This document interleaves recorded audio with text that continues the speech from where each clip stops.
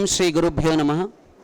Creative ಶಿಕ್ಷಣ ಪ್ರತಿಷ್ಠಾನ ಕಾರ್ಕಳ ಇದರ ಆಡಳಿತದ ಕ್ರಿಯೇಟಿವ್ ಪದವಿ ಪೂರ್ವ ಕಾಲೇಜಿನಲ್ಲಿ ಶಿಕ್ಷಣದ ಜೊತೆಗೆ ಜೀವನ ಮೌಲ್ಯಗಳ ವಿಚಾರಗಳನ್ನು ಆವಾಗಿಂದ ಆವಾಗೆ ವಿದ್ಯಾರ್ಥಿಗಳ ಮನಸ್ಸಿನಲ್ಲಿ ಬಿತ್ತುವಂತಹ ಕೆಲಸ ನೆರವೇರ್ತನೆ ಬಂದಿದೆ.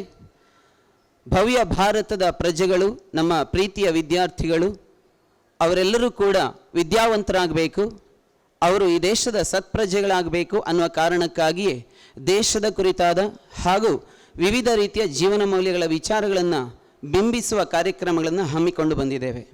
ಅಂತಹ ಕಾರ್ಯಕ್ರಮಗಳಲ್ಲಿ ಬಹಳ ವಿಶೇಷವಾದಂಥ ಕಾರ್ಯಕ್ರಮ ಸ್ಫೂರ್ತಿ ಮಾತು. ಈ ಸ್ಫೂರ್ತಿ ಮಾತು ಕಾರ್ಯಕ್ರಮದ 4ನೆಯ ಕಂತು ಈ ದಿನ ನಿಮ್ಮ ಮುಂದೆ ಪ್ರಕಟಗೊಳ್ಳುವುದಕ್ಕಿದೆ. ಈ ಸಮಾರಂಭದಲ್ಲಿ ಅತಿಥಿಗಳಾಗಿ ಆಗಮಿಸಿರುವಂಥ ಶ್ರೀ ಆದರ್ಶ ಗೋಖಲೆ ಅವರು ವೇದಿಕೆಗೆ ಬರಬೇಕಾಗಿ ವಿನಂತಿ ಮಾಡ್ತಾ ಇದ್ದೇನೆ. ನಮ್ಮ ಸಂಸ್ಥೆಯಲ್ಲಿ ನಡೆಯುವ ಪ್ರತಿಯೊಂದು ಕಾರ್ಯಕ್ರಮಗಳ ರೂವಾರಿಯಾಗಿರುವ ಕಾಲೇಜಿನ ಸಂಸ್ಥಾಪಕರು ಆಗಿರುವ ಶ್ರೀ ಅಶ್ವಥ್ SL ಅವರನ್ನು ಸೇರಿದ ಸರ್ವರ ಪರವಾಗಿ ಆತ್ಮೀಯವಾಗಿ ಈ ಕಾರ್ಯಕ್ರಮಕ್ಕೆ ಸ್ವಾಗತಿಸ್ತಾ ಇದ್ದೇನೆ.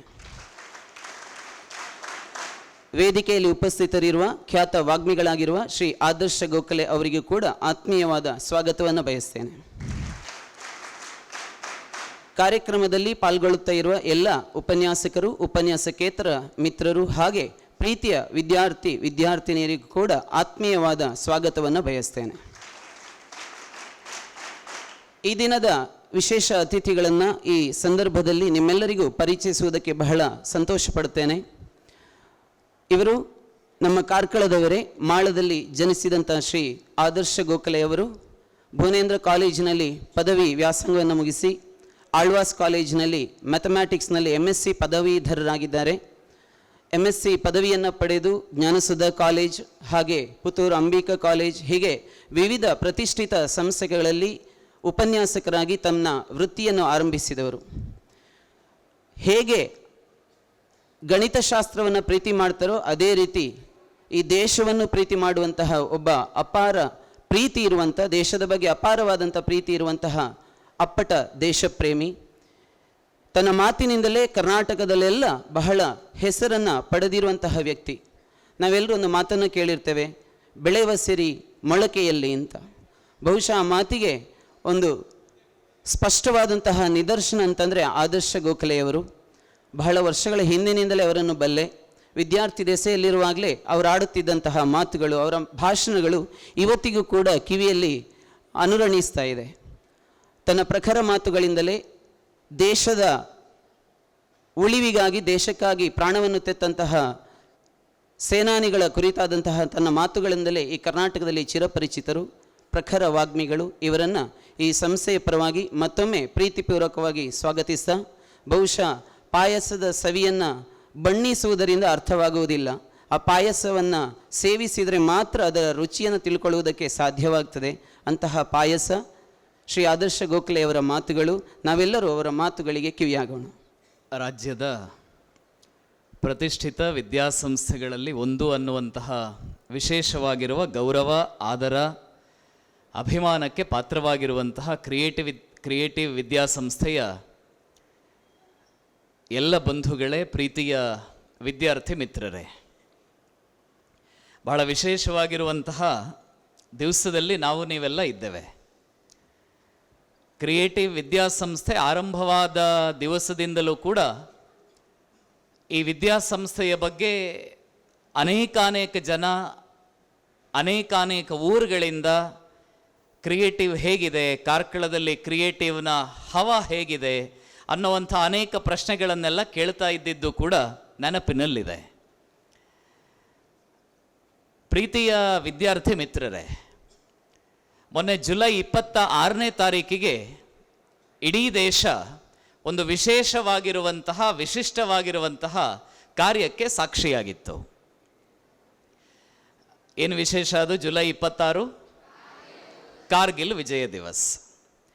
ನೀವು ಪ್ರಾಯಶಃ ಕಾರ್ಗಿಲಲ್ಲಿ ಭಾರತದ ಧ್ವಜ ಹಾರಾಡಬೇಕಾಗಿದ್ದರೆ ಯಾರೂ ಕೂಡ ಇನ್ನೂ ಹುಟ್ಟಿರಲಿಲ್ಲ. 25 ವರ್ಷ ಆಯಿತು. 25 ವರ್ಷಗಳ ಹಿಂದೆ ನಡೆದಂತಹ ಮಹಾಯುದ್ಧ. ಆದರೆ ನಾವು ನಿನ್ನೆ ಮೊನ್ನೆಯ ಕೇರಳದ ವಯನಾಡ್ನಲ್ಲಿ ನಡೆದಂತಹ ದುರಂತವನ್ನು ನೋಡಿದ್ದೇವೆ.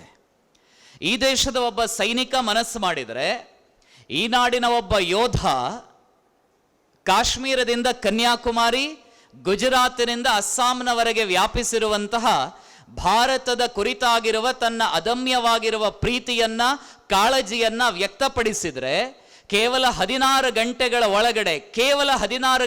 ಒಳಗಡೆ 150ಕ್ಕೂ ಅಡಿ ಉದ್ದದ ಸೇತುವೆಯನ್ನ ಈ ದೇಶದ ಸೈನಿಕನೊಬ್ಬ ಕೇವಲ ತನ್ನ ಆತ್ಮಬಲದಿಂದ ಮಾತ್ರ ನಿರ್ಮಿಸಬಲ್ಲ ಅನ್ನೋಂಥದ್ದಕ್ಕೆ ಇವತ್ತು ವಯನಾಡು ಸಾಕ್ಷಿಯಾಗಿದೆ. ಜುಲೈ 26ರ ಕಾರ್ಗಿಲ್ ವಿಜಯ ದಿವಸ್ಗೆ 25 ವರ್ಷಗಳು ತುಂಬಬೇಕಾಗಿದ್ದರೆ ಈ ದೇಶದ ಎಲ್ಲ ಮೂಲೆಗಳಲ್ಲಿಯೂ ಕೂಡ ಭಾರತದ ಸೈನಿಕರ ಬಗ್ಗೆ ಉಘೆ ಭಾರತದ ಸೈನಿಕರ ಸಾಮರ್ಥ್ಯದ ಬಗ್ಗೆ ಜೈಕಾರಗಳನ್ನು ನೀವುಗಳು ಕೇಳ್ತಾ ಇದ್ವಿ. ಆದರೆ ದೇಶ ಮತ್ತೊಮ್ಮೆ ಭಾರತದ ಸೈನಿಕನೊಬ್ಬ ಮನಸ್ಸು ಮಾಡಿದರೆ ಎಂತಹ ಅದ್ಭುತಗಳನ್ನು ಸೃಷ್ಟಿ ಮಾಡಬಲ್ಲ ಅನ್ನೋಂಥದ್ದನ್ನ ನಿನ್ನೆ ವಯನಾಡಿನಲ್ಲಿ ಈ ನಾಡಿನ ಸೈನಿಕರು ತೋರಿಸ್ಕೊಟ್ಟಿದ್ದಾರೆ.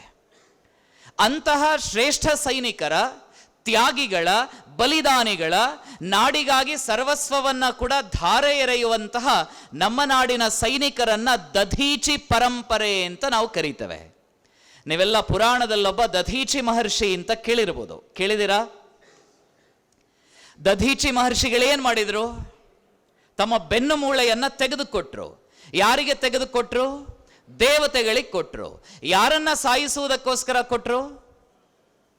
ವೃತ್ರಾಸುರನನ್ನ, ರಾಕ್ಷಸನನ್ನ ಸಾಯಿಸುವುದಕ್ಕೋಸ್ಕರ ತನ್ನ ಬೆನ್ನು ಮೂಳೆಯನ್ನ ತೆಗೆದುಕೊಟ್ರು.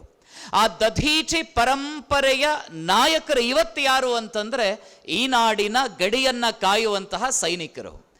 ವಿಶೇಷ ಏನು ಅಂದ್ರೆ ಆ ಸೈನಿಕರಿಗೆ ಭಾರತ ದೇಶದಲ್ಲಿ ಒಂದು ವಿಶಿಷ್ಟವಾಗಿರುವಂತಹ ಸಮ್ಮಾನ, ಗೌರವ, ಪುರಸ್ಕಾರವನ್ನ ಕೊಡ್ತಾರೆ. ಪರಮವೀರ ಚಕ್ರ ಅಂತ ಪುರಸ್ಕಾರಕ್ಕೆ ಹೆಸರು. ಭಾರತ ದೇಶದಲ್ಲಿ ಪರಮವೀರ ಚಕ್ರ ಪ್ರಶಸ್ತಿಯನ್ನ ಪಡೆದಂತಹ ಒಟ್ಟು ಸೈನಿಕರ ಸಂಖ್ಯೆ 21. ಆ 21 ಸೈನಿಕರಿಗೂ ಪರಮವೀರ ಚಕ್ರ ಪ್ರಶಸ್ತಿಯನ್ನ ಕೊಡಬೇಕಾಗಿದ್ರೆ ಆ ಪರಮವೀರದ ಮಾದರಿ ಹೇಗಿದೆ ಅಂತಂದ್ರೆ ದಧೀಚಿಯ ಬೆನ್ನು ಮೂಳೆಯ ಮಾದರಿಯಲ್ಲಿದೆ. ಲೋಕದ ಹಿತಕ್ಕೋಸ್ಕರ, ಸಮಾಜದ ಹಿತಕ್ಕೋಸ್ಕರ, ಜಗತ್ತಿನಲ್ಲಿ ರಾಕ್ಷಸರ ಸಂಖ್ಯೆ ಕಡಿಮೆಯಾಗಿ ಶಿಷ್ಟರ ಉಳಿವಾಗಬೇಕು ಅನ್ನುವಂಥ ಕಾರಣಕ್ಕೋಸ್ಕರ ಹೇಗೆ ದಧೀಚಿ ತನ್ನ ಬದುಕನ್ನ ಸಮಾಜಕ್ಕಾಗಿ ಅರ್ಪಣೆ ಮಾಡಿದನೋ ಹಾಗೆಯೇ ಈ ದೇಶದ ಸೈನಿಕನೂ ಕೂಡ ಸ್ವ ಯೋಚನೆಯನ್ನ ಬದಿಗಿಟ್ಟು ದೇಶ ದೇಶ ದೇಶ ದೇಶ ದೇಶ ನನ್ನದು ಅನ್ನುವ ಭಾವನೆಯೊಂದಿಗೆ ಕೆಲಸ ಮಾಡ್ತಾನಲ್ಲ, ಆ ಕಾರಣಕ್ಕೋಸ್ಕರ ಸೈನಿಕರನ್ನ ನೆನಪು ಮಾಡಿಕೊಳ್ಳುವುದಕ್ಕೆ, ಅವರ ತ್ಯಾಗವನ್ನ ನೀವುಗಳು ನೆನಪಿಸಿಕೊಳ್ಳುವುದಕ್ಕೆ ಪರಮವೀರ ಚಕ್ರಕ್ಕೆ ದಧೀಚಿಯ ಬೆನ್ನುಮೂಳೆಯ ಆಕಾರವನ್ನ ಕೊಟ್ಟಿದ್ದಾರೆ. ಪ್ರೀತಿಯ ಕ್ರಿಯೇಟಿವ್ ವಿದ್ಯಾಸಂಸ್ಥೆಯ ಬಂಧುಗಳೇ, ಹೊಸ ಕನಸುಗಳೊಂದಿಗೆ, ಹೊಸ ಚಿಂತನೆಗಳೊಂದಿಗೆ, ಹೊಸ ಯೋಚನೆಗಳೊಂದಿಗೆ, ಹೊಸ ಯೋಜನೆಗಳೊಂದಿಗೆ ನೀವೆಲ್ಲ SSLC ಮುಗಿಸಿದ ಮೇಲೆ ಈ ವಿದ್ಯಾಸಂಸ್ಥೆಗೆ ಬಂದಿದ್ದೀರಿ. ಈ ವಿದ್ಯಾಸಂಸ್ಥೆಯಲ್ಲಿ 2 ವರ್ಷಗಳ ಶಿಕ್ಷಣವನ್ನ ಮುಗಿಸಿ ವಾಪಸ್ ನಮ್ಮ ಊರುಗಳಿಗೆ ಹೋಗಬೇಕಾಗಿದ್ರೆ ನಾವು ಏನನ್ನ ಕೊಂಡೋಗ್ತೇವೆ ಇಲ್ಲಿಂದ? ಒಂದು ಸಂಸ್ಥೆಯಾಗಿ ನಿಮ್ಮನ್ನ 2 ವರ್ಷಗಳ ಕಾಲ CET, ನೀಟು, JEE ಮಾರ್ಕ್ಸು ಇತ್ಯಾದಿ ಎಲ್ಲದರ ನಡುವೆ ಒಂದು ಉನ್ನತವಾಗಿರುವಂತಹ ವಿಚಾರಗಳಿಂದ, ಶ್ರೇಷ್ಠವಾಗಿರುವಂತಹ ಚಿಂತನೆಗಳಿಂದ ಈ ಕ್ರಿಯೇಟಿವ್ ವಿದ್ಯಾಸಂಸ್ಥೆ ನಿಮ್ಮನ್ನ ಬೆಳೆಸ್ತದಲ್ಲ, ಅದರಿಂದ ಸಮಾಜಕ್ಕೆ ನೀವು ಕೊಡಬಹುದಾಗಿರುವಂತಹ ಬಹಳ ದೊಡ್ಡ ಸ್ಥಾನ, ತ್ಯಾಗ ಯಾವುದು ಅನ್ನುವಂತಹ ಪ್ರಶ್ನೆ ನಮ್ಮ ಪ್ರತಿಯೊಬ್ಬರನ್ನ ಕೂಡ ಕಾಡಲೇಬೇಕು. 5 digit salary, 4 wheel vehicle, 3 BHK ಮನೆ, 2 ಕ್ಯೂಟ್ ಮಕ್ಕಳು, ಒಂದು ಒಳ್ಳೆ ಪಾರ್ಟ್ನರ್ ಇದ್ದು ಬಿಟ್ರೆ ಲೈಫ್ ಅಲ್ಲಿಗೆ ಸೆಟಲ್ ಆಯಿತು ಅಂತ ಯೋಚನೆ ಮಾಡುವಂತಹ ದಿವಸಗಳಲ್ಲಿ ನಾವಿವತ್ತಿದ್ದೇವೆ. ಕೈ ತುಂಬ ರೊಕ್ಕ ಓಡಾಡ್ತಾ ಇರಬೇಕು, ಒಂದೊಳ್ಳೆ ಚೆನ್ನಾಗಿರುವಂಥ ಮನೆ ಇರಬೇಕು, ಇಷ್ಟು ಇದ್ದು ಬಿಟ್ರೆ ಲೈಫ್ ಇಸ್ ಫುಲ್ ಆಫ್ ಜಿಂಗಲಾಲ ಅಂತ ನಾವು ಯೋಚನೆ ಮಾಡ್ತೀವಲ್ವಾ, ಅದು ಬದುಕಲ್ಲ. ಈ ಭಾರತ ಇರುವಂಥದ್ದು, ಈ ದೇಶ ಇರುವಂಥದ್ದು ಎಂಥವರಿಂದ ಆಳಿಸಿಕೊಳ್ಳುವುದಕ್ಕೆ ಅಂತಂದ್ರೆ ನಮ್ಮ ನಾಡಿನ ಸೇನೆಯ ತುಕಡಿಯೊಂದರ ಘೋಷವಾಕ್ಯ ಇದೆ, ವೀರಭೋಗ್ಯ ವಸುಂಧರ. ಈ ವಸುಂಧರ, ಈ ದೇಶ, ಈ ನಾಡು, ಈ ಜಗತ್ತು ಇರುವಂಥದ್ದು ಯಾವುದಕ್ಕೋಸ್ಕರ ಅಂತಂದ್ರೆ ವೀರರಿಂದ ಆಳಿಸಿಕೊಳ್ಳುವುದಕ್ಕೋಸ್ಕರ ಈ ಭೂಮಿ ಇದೆ. ಕವರ್ಡ್, ಹೇಡಿಗಳಿಂದ ಆಳಿಸಿಕೊಳ್ಳುವುದಕ್ಕೋಸ್ಕರ ಅಲ್ಲ ಈ ಭೂಮಿ ಇರುವಂಥದ್ದು. ಭಾರತ ಭೂಮಿ ಇರುವುದು ವೀರರಿಂದ ಆಳಿಸಿಕೊಳ್ಳುವುದಕ್ಕಾಗಿ. ಈ ಭೂಮಿ ನಮ್ಮನ್ನ ಕೇಳ್ತಾ ಇದೆ, ಭಾರತ ಕ್ರಿಯೇಟಿವ್ ಮಕ್ಕಳನ್ನ ಕೇಳ್ತಾ ಇದೆ, ನೀವು ವೀರರಾಗಿ, ನೀವು ಧೀರರಾಗಿ, ನೀವು ವೀರರು, ಧೀರರು, ತ್ಯಾಗಿಗಳು ಆಗಿ ಈ ಭರತ ವರ್ಷವನ್ನ ಆಳಿ ಅಂತ ಭಾರತ ನಿಮ್ಮನ್ನ ಕೇಳ್ತಾ ಇದೆ. ಆ ಕೇಳುವ ಭಾರತದ ಪ್ರಶ್ನೆಗೆ ನಮ್ಮ ಉತ್ತರ ಏನಿದೆ? ನಾವು ವಾಪಸ್ ಯಾವ ಉತ್ತರವನ್ನ ಕೊಡ್ತಾ ಇದ್ದೇವೆ? ಇಲ್ಲಮ್ಮ, ನಾನು ಈ ಭೂಮಿಯನ್ನೆಲ್ಲ ಆಳೋದಕ್ಕೆ ಸಾಧ್ಯ ಇಲ್ಲ, ನಂದೇನಿದ್ರು ಕೂಡ ಒಂದು ಸಣ್ಣದು 30, 40, 50, 60 ಸೈಟು, ಅದರಲ್ಲೊಂದು ದೊಡ್ಡ ಮನೆ, ಸಿಂಹಾಸನ, ಅಲ್ಲಿಗೆ ಮುಗಿದೋಯಿತು ಅನ್ನುವಂತಹ ಉತ್ತರವನ್ನ ನಾವು ಕೊಡ್ತೀವಾ? ಇಲ್ಲ. ಜಗತ್ತು ಕಣ್ತೆರೆಯುವ ಮೊದಲೇ ಈ ವಿಶ್ವದಲ್ಲಿ ಯಾವುದಾದರೊಂದು ನೆಲ ವಿಶ್ವಕ್ಕೆ ಆದರ್ಶಗಳನ್ನ ಕೊಟ್ಟಿತ್ತೆಂದರೆ, ಸ್ವಾಮಿ ವಿವೇಕಾನಂದರು ಬಹಳ ಸೊಗಸಾಗಿ ಸುಂದರವಾಗಿ ಒಂದು ಮಾತನ್ನ ಉಲ್ಲೇಖ ಮಾಡ್ತಾರೆ. ಪ್ರಾಚೀನ ಗ್ರೀಕರು ಕಣ್ತೆರೆಯುವ ಮೊದಲು, ಪ್ರಾಚೀನ ರೋಮನ್ನರಿಗೆ ಬದುಕುವ ಕಲೆ ಅರ್ಥವಾಗುವ ಮೊದಲು, ಪ್ರಾಚೀನ ಐರೋಪ್ಯ ರಾಷ್ಟ್ರಗಳು ಇನ್ನೂ ಹುಟ್ಟಿಕೊಳ್ಳುವ ಮೊದಲು ಯಾವುದೋ ಗಿರಿ ಗುಹೆಗಳಲ್ಲಿ, ಯಾವುದೋ ಬೆಟ್ಟ ಕಾಡುಗಳಲ್ಲಿ, ಗುಡ್ಡಗಳಲ್ಲಿ ಓಡಾಡ್ತಾ ಇದ್ದಂತಹ ಭಾರತದ ಋಷಿಯೊಬ್ಬ ಕೃಣ್ವಂತೋ ವಿಶ್ವಮಾರ್ಯಂ ಅಂತ ಜಗತ್ತಿಗೆ ಪ್ರೇರಣೆಯ ಸಂದೇಶವನ್ನ ಕೊಟ್ಟ. ಆನೋ ಭದ್ರಾಹ ಕೃತವೋ ಎಂತು ವಿಶ್ವತಃ. ಜಗತ್ತಿನ ಮೂಲೆ ಮೂಲೆಗಳಿಂದಲೂ ಕೂಡ ಒಳ್ಳೆಯ ಸಂಗತಿಗಳು, ಒಳ್ಳೆಯ ವಿಚಾರಗಳು ನಮ್ಮ ಕಡೆಗೆ ಬರಲಿ ಅಂತ ಭಾರತೀಯರು ಹೇಳಿದರು. ಇಡೀ ಜಗತ್ತಿಗೆ ಪ್ರೇರಣೆಯ ಮಾತನ್ನ ನಮ್ಮ ಪೂರ್ವಿಕರು ಎಷ್ಟು ಅದ್ಭುತವಾಗಿ ಕೊಟ್ಟರು ಅಂತಂದ್ರೆ, ನೀವು ಕ್ರಿಯೇಟಿವ್ ವಿದ್ಯಾಸಂಸ್ಥೆಯಲ್ಲಿ ಬೆಳಗ್ಗೆ ಬರಬೇಕಾಗಿದ್ರೆ ಶಾರದೆಗೋ ಗಣಪತಿಗೋ ನಮಸ್ಕಾರ ಮಾಡಿ ಬರ್ತೀರಿ. ನಾನು ಇವತ್ತಿನ ದಿವಸ ತುಂಬಾ ಚೆನ್ನಾಗಿರ್ಲಿ, ನನಗೆ ಅದು ಸಿಗ್ಲಿ, ನನಗಿದು ಸಿಗ್ಲಿ, PUC ಮುಗಿಸೋಗ್ಬೇಕಾಗಿದ್ರೆ ಆ ಕಾಲೇಜಲ್ಲಿ ಸೀಟ್ ಸಿಗ್ಲಿ, ಈ ಕಾಲೇಜಲ್ಲಿ ಸೀಟ್ ಸಿಗ್ಲಿ ಅಂತ ನಾವು ಪ್ರಾರ್ಥನೆ ಮಾತ್ರ ಮಾಡುವುದಲ್ಲ. ನಮ್ಮ ಪರಂಪರೆ ನಮಗೆ ಹೇಳ್ಕೊಡ್ತದೆ, ನಾನು ಮಾತ್ರ ಚೆನ್ನಾಗಿರ್ಲಿ ಅಂತ ಭರತ ವರ್ಷ ಯಾವತ್ತೂ ಹೇಳ್ಕೊಂಡೇ ಇಲ್ಲ. ನಾವು ಎಂಥ ಪ್ರಾರ್ಥನೆಯನ್ನ ಭಾರತೀಯ ಸಮಾಜ ಮಾಡಿತು ಅಂತಂದ್ರೆ, ಸರ್ವೇ ಭವಂತು ಸುಖಿನಃ, ಸರ್ವೇ ಭದ್ರಾಣಿ ಪಶ್ಯಂತು. ಈ ಜಗತ್ತಿನಲ್ಲಿ ಯಾರೂ ಕೂಡ ದುಃಖಿಗಳಾಗದಿರಲೆಂಬ ಪ್ರಾರ್ಥನೆಯನ್ನ ಯಾವುದಾದರೂ ಒಂದು ನೆಲ ಮಾಡಿದೆ ಎಂದರೆ ಅದು ನಮ್ಮ ಭಾರತ ದೇಶ ಮಾತ್ರ. ನಮ್ಮ ಭಾರತ ದೇಶ ಮಾತ್ರ. ವಿಶ್ವದ ಯಾವ ಭೂಮಿಯೂ ಕೂಡ, ವಿಶ್ವದ ಯಾವ ಭೂಭಾಗದಲ್ಲಿರುವಂತಹ ಒಂದು ತುಂಡು ಕೂಡ ಇಂತಹ ಅದ್ಭುತವಾಗಿರುವ, ಶ್ರೇಷ್ಠವಾಗಿರುವ, ಉದಾತ್ತವಾಗಿರುವ ಕರೆಯನ್ನ ಜಗತ್ತಿಗೆ ಕೊಟ್ಟಿಲ್ಲ. ಅಂತಹ ಪುಣ್ಯ ಭೂಮಿಯಲ್ಲಿ ನಾವು ನೀವುಗಳೆಲ್ಲ ಜನಿಸಿದ್ದೇವೆ. ಅದಕ್ಕೋಸ್ಕರ ಈ ಭೂಮಿ ಕೇಳ್ತಾ ಇದೆ, ವೀರರೇ ನನ್ನನ್ನಾಳಿ, ವೀರರಾಗಿ ನನ್ನನ್ನಾಳಿ ಅಂತ ಈ ಭೂಮಿ ನಮ್ಮನ್ನ ಕೇಳ್ತಾ ಇದೆ. ಭಾರತ ದೇಶವನ್ನ ಜಗತ್ತು ಹೇಗೆಲ್ಲ ಗುರುತಿಸಿದೆ? ಆಗಸ್ಟ್ 15ನೇ ತಾರೀಕಿಗೆ ಬರಬೇಕಾಗಿದ್ರೆ ಝಂಡಾ ಊಂಚಾ ರಹೇ ಹಮಾರ, ಝಂಡಾ ಊಂಚಾ ರಹೇ ಹಮಾರ ಅಂತ ನಾವೆಲ್ಲ ಹೇಳ್ತೀವಲ್ವಾ, ಖುಷಿ ಪಡ್ತೇವಲ್ವಾ, ಸಂತೋಷ ಪಡ್ತೇವಲ್ವಾ. ಆ ಝಂಡಾ ಊಂಚಾ ರಹೇ ಹಮಾರ ಇಡೀ ವಿಶ್ವದಾದ್ಯಂತ ಭಾರತದ ತ್ರಿವರ್ಣ ಧ್ವಜದ ಹಾರಾಟವನ್ನ ನೋಡೋದಕ್ಕೆ ಕಣ್ಣುಗಳ ಕಾತರತೆಯಿಂದ ಕಾಯ್ತಾ ಇರ್ತವೆ. ಭಾರತ ಏನು ಮಾಡ್ತಿದೆ, ಭಾರತದ ಯೋಚನೆಗಳು ಹೇಗಿದೆ, ಭಾರತೀಯ ಚಿಂತನೆಗಳು ಹೇಗಿವೆ ಅನ್ನೋವಂತಹ ಪ್ರಶ್ನೆ ವಿಶ್ವವನ್ನ ಇವತ್ತಿಗೂ ಕೂಡ ಕಾಡ್ತಾ ಇದೆ. ನಾವು ಬೆಳೆದು ಬಂದಂತಹ ಹಾದಿ ಎಂಥದ್ದು, ಜಗತ್ತಿಗೆ ನಾವು ಕೊಟ್ಟಿರುವಂತಹ ಪ್ರೇರಣೆ ಎಂಥದ್ದು, ವಿಶ್ವದ ಮೂಲೆ ಮೂಲೆಗಳಲ್ಲಿಯೂ ಕೂಡ ಭಾರತದ ಬಗೆಗಿರುವಂತಹ ಉಚ್ಛ್ರಾಯವಾಗಿರುವಂತಹ ಚಿಂತನೆಗಳು ಎಂಥದ್ದು ಅಂತ ಒಂದು ಬಾರಿ ಯೋಚನೆ ಮಾಡಿದರೆ ನಾವೆಲ್ಲ ಭಾರತದಲ್ಲಿ ಜನ್ಮ ಪಡೆದಿರುವಂಥದ್ದಕ್ಕೆ ಸಾರ್ಥಕತೆಯ ಕ್ಷಣಗಳು ನಮ್ಮದಾಗ್ತವೆ. ಜಗತ್ತು ಮಲಗಿತ್ತು, ಅಜ್ಞಾನದ ಅಂಧಕಾರ ಕಾಡ್ತಾ ಇತ್ತು ಜಗತ್ತನ್ನ. ಆಗ ಭಾರತ ಜಗತ್ತಿಗೆ ವೇದಗಳನ್ನು ಕೊಟ್ಟಿತು. ಋಗ್ವೇದ, ಯಜುರ್ವೇದ, ಸಾಮವೇದ, ಅಥರ್ವ ವೇದಗಳ ಮೂಲಕ ಬದುಕುವ ಕಲೆಯನ್ನ ಹೇಳಿಕೊಟ್ಟಿತು. ಜೀವನದ ನೀತಿಗಳನ್ನ ಕೊಡಬೇಕು ಅಂತಂದಾವಾಗ ರಾಮಾಯಣ, ಮಹಾಭಾರತ, ಭಾಗವತದಂತಹ ವಿಶಿಷ್ಟವಾಗಿರುವ ಗ್ರಂಥಗಳು ಭಾರತೀಯ ಚಿಂತನೆಗಳ ಮೂಲಕ ವಿಶ್ವಕ್ಕೆ ಉದಾತ್ತವಾಗಿರುವಂತಹ ಪರಿಕಲ್ಪನೆಗಳನ್ನು ಕೊಟ್ಟಿತು. ನಮ್ಮ ನೆಲದಲ್ಲಿ ಜನಿಸಿದಂತಹ ಕವಿಗಳು, ನಾಟಕಕಾರರು, ಇತಿಹಾಸಕಾರರು ವಿಶ್ವದ ಮೂಲೆ ಮೂಲೆಗಳಿಗೂ ಕೂಡ ಬದುಕುವುದು ಹೇಗೆ, ಬದುಕುವುದು ಯಾಕೆ ಅನ್ನುವಂತಹ ಪಾಠವನ್ನು ಹೇಳಿಕೊಟ್ರು. ನಮ್ಮ ಪರಂಪರೆ ಸಾಮಾನ್ಯವಾಗಿರುವಂಥದ್ದಲ್ಲ. ಪ್ರೀತಿಯ ವಿದ್ಯಾರ್ಥಿ ಬಂಧುಗಳೇ, ಭಾರತೀಯ ಚಿಂತನೆಗಳು, ಭಾರತೀಯ ಪೂರ್ವಿಕರ ಸಾಹಸಗಳನ್ನ ನಾವು ನೀವುಗಳು ಯೋಚನೆ ಮಾಡ್ತಾ ಹೋದರೆ ಮೈ ಝುಮ್ ಅಂತ ಹೇಳುತ್ತದೆ. ಹಾಗ ಅನ್ನಿಸೋದಿಕ್ ಶುರು ಆಗ್ತದೆ. ಭಗವಂತ ಬೇರೆ ಬೇರೆ ನೆಲಗಳಲ್ಲಿ ಜನಿಸುವಂತಹ ಅವಕಾಶಗಳನ್ನು ನಮಗೆ ಕೊಡಲಿಲ್ಲ. ಭಾರತದಲ್ಲೇ ಹುಟ್ಟುವಂತಹ ಒಂದು ಅವಕಾಶವನ್ನು ನಮಗೆ ಕಲ್ಪಿಸಿಕೊಟ್ಟಿದ್ದಾನೆ. ದೇವತೆಗಳು ಸ್ವರ್ಗದಲ್ಲಿ ಕೂತ್ಕೊಂಡು ಹೇಳ್ತಾರಂತೆ, ನೀವೆಲ್ಲ ಸಂಸ್ಕೃತದಲ್ಲಿ ಓದಿರ್ಬೋದು. ದೇವತೆಗಳು ಸ್ವರ್ಗದಲ್ಲಿ ಕೂತ್ಕೊಂಡು ಹೇಳುವಂತಹ ಮಾತುಗಳವು. ಗಾಯಂತಿ ದೇವಾಹ ಕಿಲ ಗೀತ ಕಾನಿ ಧನ್ಯಾಸ್ತು ಯೇ ಭಾರತ ಭೂಮಿ ಭಾಗೆ. ಸ್ವರ್ಗದಲ್ಲಿ ದೇವತೆಗಳೆಲ್ಲ ಕುಳಿತುಕೊಂಡು ಒಬ್ಬರ ಜೊತೆಗೊಬ್ರು ಮಾತಾಡ್ತಾ ಇರ್ತಾರಂತೆ, ಅಯ್ಯೋ ಈ ಸ್ವರ್ಗದಲ್ಲಿ ಏನಿದೆ, ಬೆಳಗಾದ್ರೆ ರಾತ್ರಿ ತನಕ ರಂಬೆ ಊರ್ವಶಿ ಮೇನಕೆಯರೆಲ್ಲ ಬಂದು ಡ್ಯಾನ್ಸ್ ಮಾಡ್ತಾರಷ್ಟೇ. ನೋಡಿಯಲ್ಲಿ ಭಾರತದಲ್ಲಿ, ನೋಡಿಯಲ್ಲಿ ಕನ್ನಡದ ನೆಲದಲ್ಲಿ, ನೋಡಿಯಲ್ಲಿ ಉಡುಪಿ ಜಿಲ್ಲೆಯಲ್ಲಿ, ನೋಡಿಯಲ್ಲಿ ಕಾರ್ಕಳದಲ್ಲಿ, ಆ ಕಾರ್ಕಳದ ಹಿರ್ಗಾನದಲ್ಲಿ ನೋಡಿ 10 ವರ್ಷಗಳ ಹಿಂದೆ ಬಂಜರಾಗಿದ್ದ ಬರಡಾಗಿದ್ದ ಖಾಲಿ ನೆಲವಾಗಿದ್ದಂತಹ ಭೂಮಿಯಲ್ಲಿ ನಾಲಂದಾ ಯೂನಿವರ್ಸಿಟಿಯಂತಹ 3-4 ಸೌಧಗಳು ಎದ್ದು ನಿಂತಿದೆಯಲ್ಲ, ಆ ಜಗತ್ತಿಗೆ ಪ್ರೇರಣೆಯನ್ನ ಕೊಟ್ಟ ನಾಲಂದಾ ವಿಶ್ವವಿದ್ಯಾನಿಲಯದ ಮಾದರಿಯ ಒಂದು ಸಂಸ್ಥೆಯ ಒಳಗಡೆ 2000ಕ್ಕಿಂತಲೂ ಹೆಚ್ಚು ಜನ ವಿದ್ಯಾರ್ಥಿಗಳು ಪ್ರತಿ ದಿವಸ ಜ್ಞಾನದ ಚಿಂತನೆಗಳನ್ನ ಮಾಡ್ತಾ ಇದ್ದಾರಲ್ಲ. ನಮ್ಮ ಸ್ವರ್ಗದಲ್ಲಿ ಏನಿದೆ? ಬೆಳಗ್ಗಿಂದ ಆರಂಭವಾದರೆ ನೃತ್ಯ ಸಂಗೀತ ಅಲ್ಲಿಗೆ ಮುಗಿದೋಯ್ತು. ಭಾರತಕ್ಕೆ ಹೋಗಬೇಕು ನಾವು ಯಾಕೆ ಭಾರತಕ್ಕೆ ಹೋಗಬೇಕೆಂದರೆ, ಈ ಜಗತ್ತಿನಲ್ಲಿ ಯಾವ ಪುಣ್ಯಾತ್ಮ ನಾರಾಯಣನನ್ನ ಸರ್ವಶ್ರೇಷ್ಠನೆಂದು ಭಾವಿಸುತ್ತಾರೆಯೋ ಆ ನಾರಾಯಣನೇ ರಾಮನಾಗಿ ಕೃಷ್ಣನಾಗಿ ಅವತರಿಸಿದಂತಹ ನೆಲ ಈ ಭಾರತ.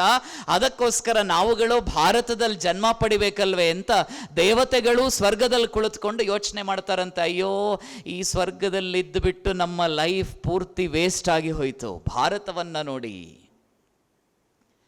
ಅಂತಹ ಭಾರತದಲ್ಲಿ ನಾವು ನೀವುಗಳ ಜನ್ಮ ಪಡೆದಿದ್ದೇವೆ ಅಂತಂದ್ರೆ ನಮ್ಮ ಬದುಕು ಎಷ್ಟು ಪಾವನವಾಗಿರಬೇಕು, ನಮ್ಮ ಜೀವನ ಎಷ್ಟು ಉದಾತ್ತವಾಗಿರಬೇಕು, ನಮ್ಮ ಚಿಂತನೆಗಳು ಎಷ್ಟು ಸರ್ವಶ್ರೇಷ್ಠವಾಗಿರಬೇಕು ಅಂತ ಹಾಗೆ ಸುಮ್ಮನೆ ಯೋಚನೆ ಮಾಡ್ತಾ ಹೋಗಿ.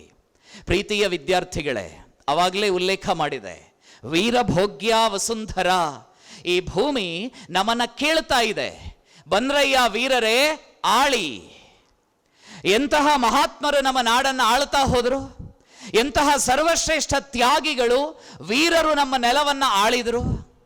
ಈ ನೆಲದ ಇತಿಹಾಸವನ್ನ ನೋಡ್ತಾ ಹೋದರೆ ವಿಶ್ವದಲ್ಲಿ 1000 ವರ್ಷಕ್ಕೂ ಅಧಿಕ ಕಾಲ ಯಾವುದಾದರೊಂದು ನೆಲದ ಮೇಲೆ, ಯಾವುದಾದರೊಂದು ಸಂಸ್ಕೃತಿಯ ಮೇಲೆ, ಯಾವುದಾದರೊಂದು ನಾಗರಿಕತೆಯ ಮೇಲೆ, ಯಾವುದಾದರೊಂದು ಪರಂಪರೆಯ ಮೇಲೆ ನಿರಂತರವಾಗಿರುವ ಖಡ್ಗದ ಆಕ್ರಮಣ ಆಗಿದ್ದರೆ ಅದು ಭಾರತ ದೇಶದ ಮೇಲೆ ಮಾತ್ರ. ನಾವು ಇತಿಹಾಸದ ಪುಸ್ತಕಗಳಲ್ಲೆಲ್ಲ ಸುಳ್ಳೆ ಓದಿರ್ತೇವೆ. ನೀವು SSLC ತನಕ ನಿಮ್ಮ ಸೋಷಿಯಲ್ ಸೈನ್ಸ್ ಪುಸ್ತಕದಲ್ಲಿ ಸುಳ್ಳು ಓದಿರ್ತೀರಿ. ಅವರು ಬಂದರು ನಮ್ಮನ್ನ ಓಡಿದ್ರು, ಇವರು ಬಂದರು ನಮ್ಮ ಮೇಲೆ ದಾಳಿ ಮಾಡಿದ್ರು, ಇನ್ನೊಬ್ರು ಬಂದರು ನಮ್ಮ ಪಕ್ಕೆಲುಬನ್ನ ಮುರಿದು ಹಾಕಿದ್ರು.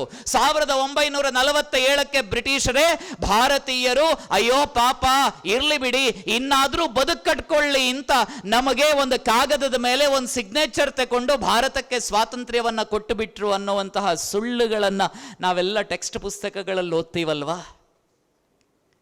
ಈ ದೇಶಕ್ಕೆ ಸ್ವಾತಂತ್ರ್ಯ ಬಂದದ್ದು ಭಿಕ್ಷೆ ಬೇಡಿ ಅಲ್ಲ. ಈ ದೇಶಕ್ಕೆ ಸ್ವತಂತ್ರವಾಗಿರುವಂತಹ ಚಿಂತನೆಗಳನ್ನು ನಡೆಸಬಲ್ಲ ಸಾಮರ್ಥ್ಯ ಬಂದದ್ದು ಭಿಕ್ಷೆ ಬೇಡಿ ಅಲ್ಲ. ನಾವು ನೀವುಗಳು ಇವತ್ತು ಚೆನ್ನಾಗಿರುವುದಕ್ಕೆ ಕಾರಣ ಯಾರನ್ನೋ ನಾವು ಅಣ್ಣ ಅಕ್ಕ ದಯವಿಟ್ಟು ಪ್ಲೀಸ್ ಅಂತ ಒದ್ದಾಡಿ ಯಾರದ್ದೋ ಬೂಟ್ ಕಾಲುಗಳನ್ನು ನೆಕ್ಕಿ ನಾವಿವತ್ತು ಸ್ವತಂತ್ರರಾಗಿರುವಂಥದ್ದಲ್ಲ. 1,400 ವರ್ಷಗಳ ಧೀಮಂತ ಚರಿತ್ರೆ ಇದೆ.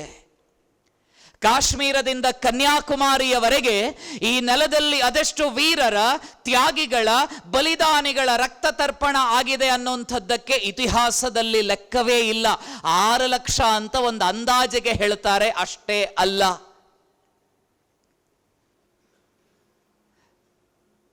ಈ ನೆಲಕ್ಕೋಸ್ಕರ, ಭಾರತ ಚೆನ್ನಾಗಿರಬೇಕು ಅನ್ನುವ ಕಾರಣಕ್ಕೋಸ್ಕರ, ಭಾರತ ದೇಶ ಸದಾಕಾಲ ಜ್ವಾಜ್ವಲ್ಯಮಾನ ರಾಷ್ಟ್ರವಾಗಿ ಮೂಡಿ ಬರಬೇಕು ಅನ್ನುವಂತಹ ಕಾರಣಕ್ಕೋಸ್ಕರ ಈ ಭೂಮಿಯ ಮೇಲೆ ನಡೆದಂತಹ ಪ್ರತಿಯೊಂದು ಹೋರಾಟದಲ್ಲಿಯೂ ಕೂಡ ಭಾಗಿಯಾಗಿ ತಮ್ಮ ಸರ್ವಸ್ವವನ್ನು ಧಾರೆ ಎರೆದಂತಹ ಮಹಾತ್ಮರು, ರಾಜರು, ಇತಿಹಾಸ ಪುರುಷರ ಜೀವನ ಕಥೆಯನ್ನ ನಾವು ನೀವು ನಮ್ಮ ಆದರ್ಶ ಅಂತ ಭಾವಿಸಿಕೊಳ್ಳದೇ ಇದ್ದರೆ ಅವರೆಲ್ಲರ ತ್ಯಾಗವನ್ನ ನಮ್ಮ ಬದುಕಿನ ಪ್ರೇರಣೆ ಅಂತ ನಾವು ನೀವು ಭಾವಿಸಿಕೊಳ್ಳದೇ ಇದ್ದರೆ ಈ ದೇಶದಲ್ಲಿ ಹುಟ್ಟಿ ಏನು ಉಪಯೋಗ, ಏನು ಪ್ರಯೋಜನ? ಭಾರತ ದೇಶದ ಬಗ್ಗೆ ಒಬ್ಬ ವಿದೇಶಿ ಯಾತ್ರಿಕ ತುಂಬ ಸೊಗಸಾಗಿ, ತುಂಬ ಸುಂದರವಾಗಿ ಬರೀತಾರೆ. ನಿಮಗೆಲ್ಲರಿಗೂ ಕೂಡ ಹ್ಯುಯೆನ್ ಸಾಂಗ್ ಫಾಹಿಯಾನ ಗೊತ್ತೇ ಇದೆ. ಈ ಹ್ಯುಯೆನ್ ಸಾಂಗ್ ಫಾಹಿಯಾನರ ಕಾಲದಲ್ಲಿ ಇಯಾನ್ ಬತೂತಾ ಅಂತ ಒಬ್ಬ ಆಫ್ರಿಕಾದ ಯಾತ್ರಿಕ ಇದೇ ಬೀದಿಯಲ್ಲಿ ನಡೆದುಕೊಂಡು ಹೋಗಿದ್ರಾಯ್ತು. ನಮ್ಮ ಕರಾವಳಿಯ ಭಾಗವನ್ನ ಕೂಡ ಸಂಚಾರ ಮಾಡಿದ್ರಾಯ್ತು. ಆ 3 ಜನ ವಿದೇಶಿ ಯಾತ್ರಿಕರು ಭಾರತ ದೇಶಕ್ಕೆ ಬಂದಿದ್ದಾಗ ಭಾರತ ದೇಶದ ಇತಿಹಾಸವನ್ನ ನೋಡ್ತಾ ಹೋದವಾಗ ಈ ನೆಲದಲ್ಲಿ ನಡೆದುಕೊಂಡು ಹೋಗಬೇಕಾಗಿದ್ರೆ ಆ 3 ಯಾತ್ರಿಕರು ಭಾರತದ ಶ್ರೇಷ್ಠತೆಯ ಬಗ್ಗೆ ಬರೀತಾರೆ. ಹ್ಯುಯೆನ್ ಸಾಂಗ್ ಅಲ್ಲಿಂದ ಹೊರಡಬೇಕಾಗಿದ್ದರೆ ಅವನ ಮನಸ್ಸಲ್ಲೊಂದು ಪ್ರಶ್ನೆ ಇತ್ತಂತೆ. ನಾನು ಒಂದಲ್ಲ ಒಂದು ದಿವಸ ಸ್ವರ್ಗವನ್ನ ತಲುಪಬೇಕು, ನಾನು ಒಂದಲ್ಲ ಒಂದು ದಿವಸ ಸ್ವರ್ಗವನ್ನ ನೋಡಬೇಕು ಅಂತ ಹ್ಯುಯೆನ್ ಸಾಂಗನ ಯೋಚನೆಗಳಿತ್ತಂತೆ. ಆವಾಗ ಹ್ಯುಯೆನ್ ಸಾಂಗ್ನ ಊರಿನಲ್ಲಿ ಹೇಳ್ತಾ ಇದ್ರಂತೆ, ಅಪ್ಪ ನೀನು ಸ್ವರ್ಗ ನೋಡಬೇಕು ಅಂತಂದ್ರೆ ಸತ್ತು ಹೋಗ್ಬೇಕಾಗಿಲ್ಲ. ಇಲ್ಲ, ಸ್ವರ್ಗ ನೋಡಬೇಕಂದ್ರೆ ಸತ್ತು ಹೋಗ್ಬೇಕಂತೆ ಅಲ್ವೇ? ಇಲ್ಲಪ್ಪ, ಸ್ವರ್ಗ ನೋಡಬೇಕಾಗಿದ್ದರೆ ಸಾಯಬೇಕಿಲ್ಲ. ಇದೋ ಆ ದಿಕ್ಕಿನ ಕಡೆಗೆ ಹೋಗು ಅಂತ ಭಾರತದ ಕಡೆಗೆ ಬೆರಳನ್ನ ತೋರಿಸ್ತಾರಂತೆ. ನೀನು ಆ ದಿಕ್ಕಿನ ಕಡೆಗೆ ಹೋದರೆ ನಿನಗೆ ಭೂಮಿಯ ಮೇಲಿರುವ ಸ್ವರ್ಗ ಕಾಣಿಸ್ತದೆ ಅಂತ ಹೇಳಿದ್ದಕ್ಕೋಸ್ಕರ ಹ್ಯುಯೆನ್ ಸಾಂಗ್ ಭಾರತದ ನೆಲಕ್ಕೆ ಬರ್ತಾನೆ. ಈ ದೇಶದ ಆ ಕಾಲದ ಶ್ರೇಷ್ಠವಾಗಿರುವ ಸಂಸ್ಕೃತಿ, ನಾಗರಿಕತೆಗಳನ್ನ ವಿಶ್ವದ ಎದುರುಗಡೆ ಪ್ರಸ್ತುತಪಡಿಸ್ತಾನೆ. ನಾಲಂದ ಅನ್ನುವಂತಹ ಒಂದು ಯೂನಿವರ್ಸಿಟಿ, ಆ ಒಂದು ವಿಶ್ವವಿದ್ಯಾನಿಲಯ ವಿಶ್ವದ 10,000ಕ್ಕೂ ಅಧಿಕ ವಿದ್ಯಾರ್ಥಿಗಳನ್ನ ಬನ್ನಿ ಬನ್ನಿ ಬನ್ನಿ ನಮ್ಮ ಕಡೆಗೆ ಬನ್ನಿ, ನಮ್ಮ ನೆಲದಲ್ಲಿದ್ದುಕೊಂಡು ಅಧ್ಯಯನ ಮಾಡಿ ವಿಶ್ವಕ್ಕೆ ಬೇಕಾಗಿರುವಂತಹ 64 ವಿದ್ಯೆಗಳನ್ನು ನೀವು ಇಲ್ಲಿಂದ ಓದ್ಕೊಂಡು ಹೋಗಿ ಅಂತ ನಾಲಂದ ಯೂನಿವರ್ಸಿಟಿ ವಿಶ್ವದ ಅನೇಕ ವಿದ್ಯಾರ್ಥಿಗಳನ್ನ ಆಕರ್ಷಿಸ್ತಾ ಇತ್ತು. ನಮ್ಮ ದೇಶ ಸಾಮಾನ್ಯವಾಗಿರುವಂತಹ ನೆಲ ಅಲ್ಲ. ವಿಶ್ವದ ಯಾವುದೇ ಮೂಲೆಗೆ ಹೋಗಿ ಕೇಳಿದ್ರು ಕೂಡ ಭಾರತದ ಹಿರಿಮೆಯ ಬಗ್ಗೆ, ಭಾರತದ ಗರಿಮೆಯ ಬಗ್ಗೆ, ಭಾರತದ ಅಂತರಾಳದ ಬಗ್ಗೆ ಅತ್ಯಂತ ಹೆಮ್ಮೆಯಿಂದ ಮಾತನಾಡುವಂತಹ ಜನಗಳನ್ನ ನಾವು ನೀವು ನೋಡುವುದಕ್ಕೆ ಸಾಧ್ಯವಾಗ್ತದೆ. ಅಂತಹ ಪುಣ್ಯದ ಮಣ್ಣಿನಲ್ಲಿ ಜನ್ಮ ಪಡೆದಿರುವಂತಹ ನಮಗಿಂತ ಶ್ರೇಷ್ಠರಾಗಿರುವಂಥವರು ಬೇರೆ ಯಾರಿರೋದಕ್ಕೆ ಸಾಧ್ಯ?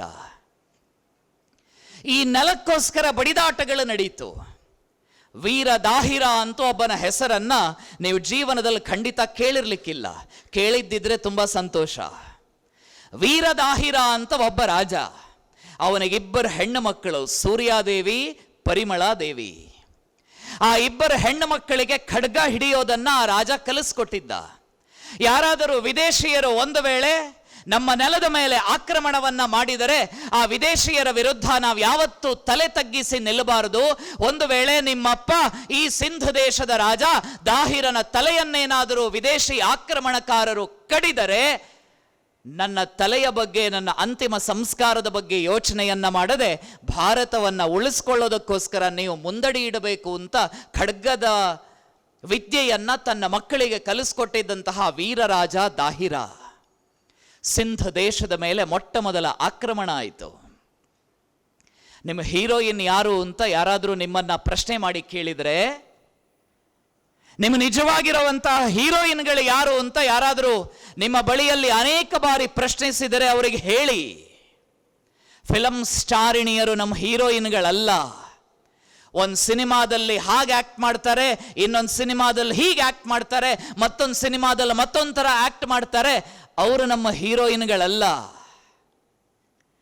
ಅಪ್ಪನ ರಾಜ್ಯದ ಮೇಲೆ ಶತ್ರುವಿನ ಕಣ್ಣು ಬಿತ್ತು. ವೀರ ದಾಹಿರನ ತಲೆಯನ್ನ ಶತ್ರು ಕಡಿತಾನೆ. ದಾಹಿರನ ತಲೆಯನ್ನ ಕಡಿದು ಸಿಂಧನ ಹೆಬ್ಬಾಗಲಿಗೆ ವೀರ ದಾಹಿರ ರಾಜನ ತಲೆಯನ್ನ ಕಟ್ಟಿಬಿಡ್ತಾನೆ. ಯಾರಿದ್ದೀರಿ ವೀರರು?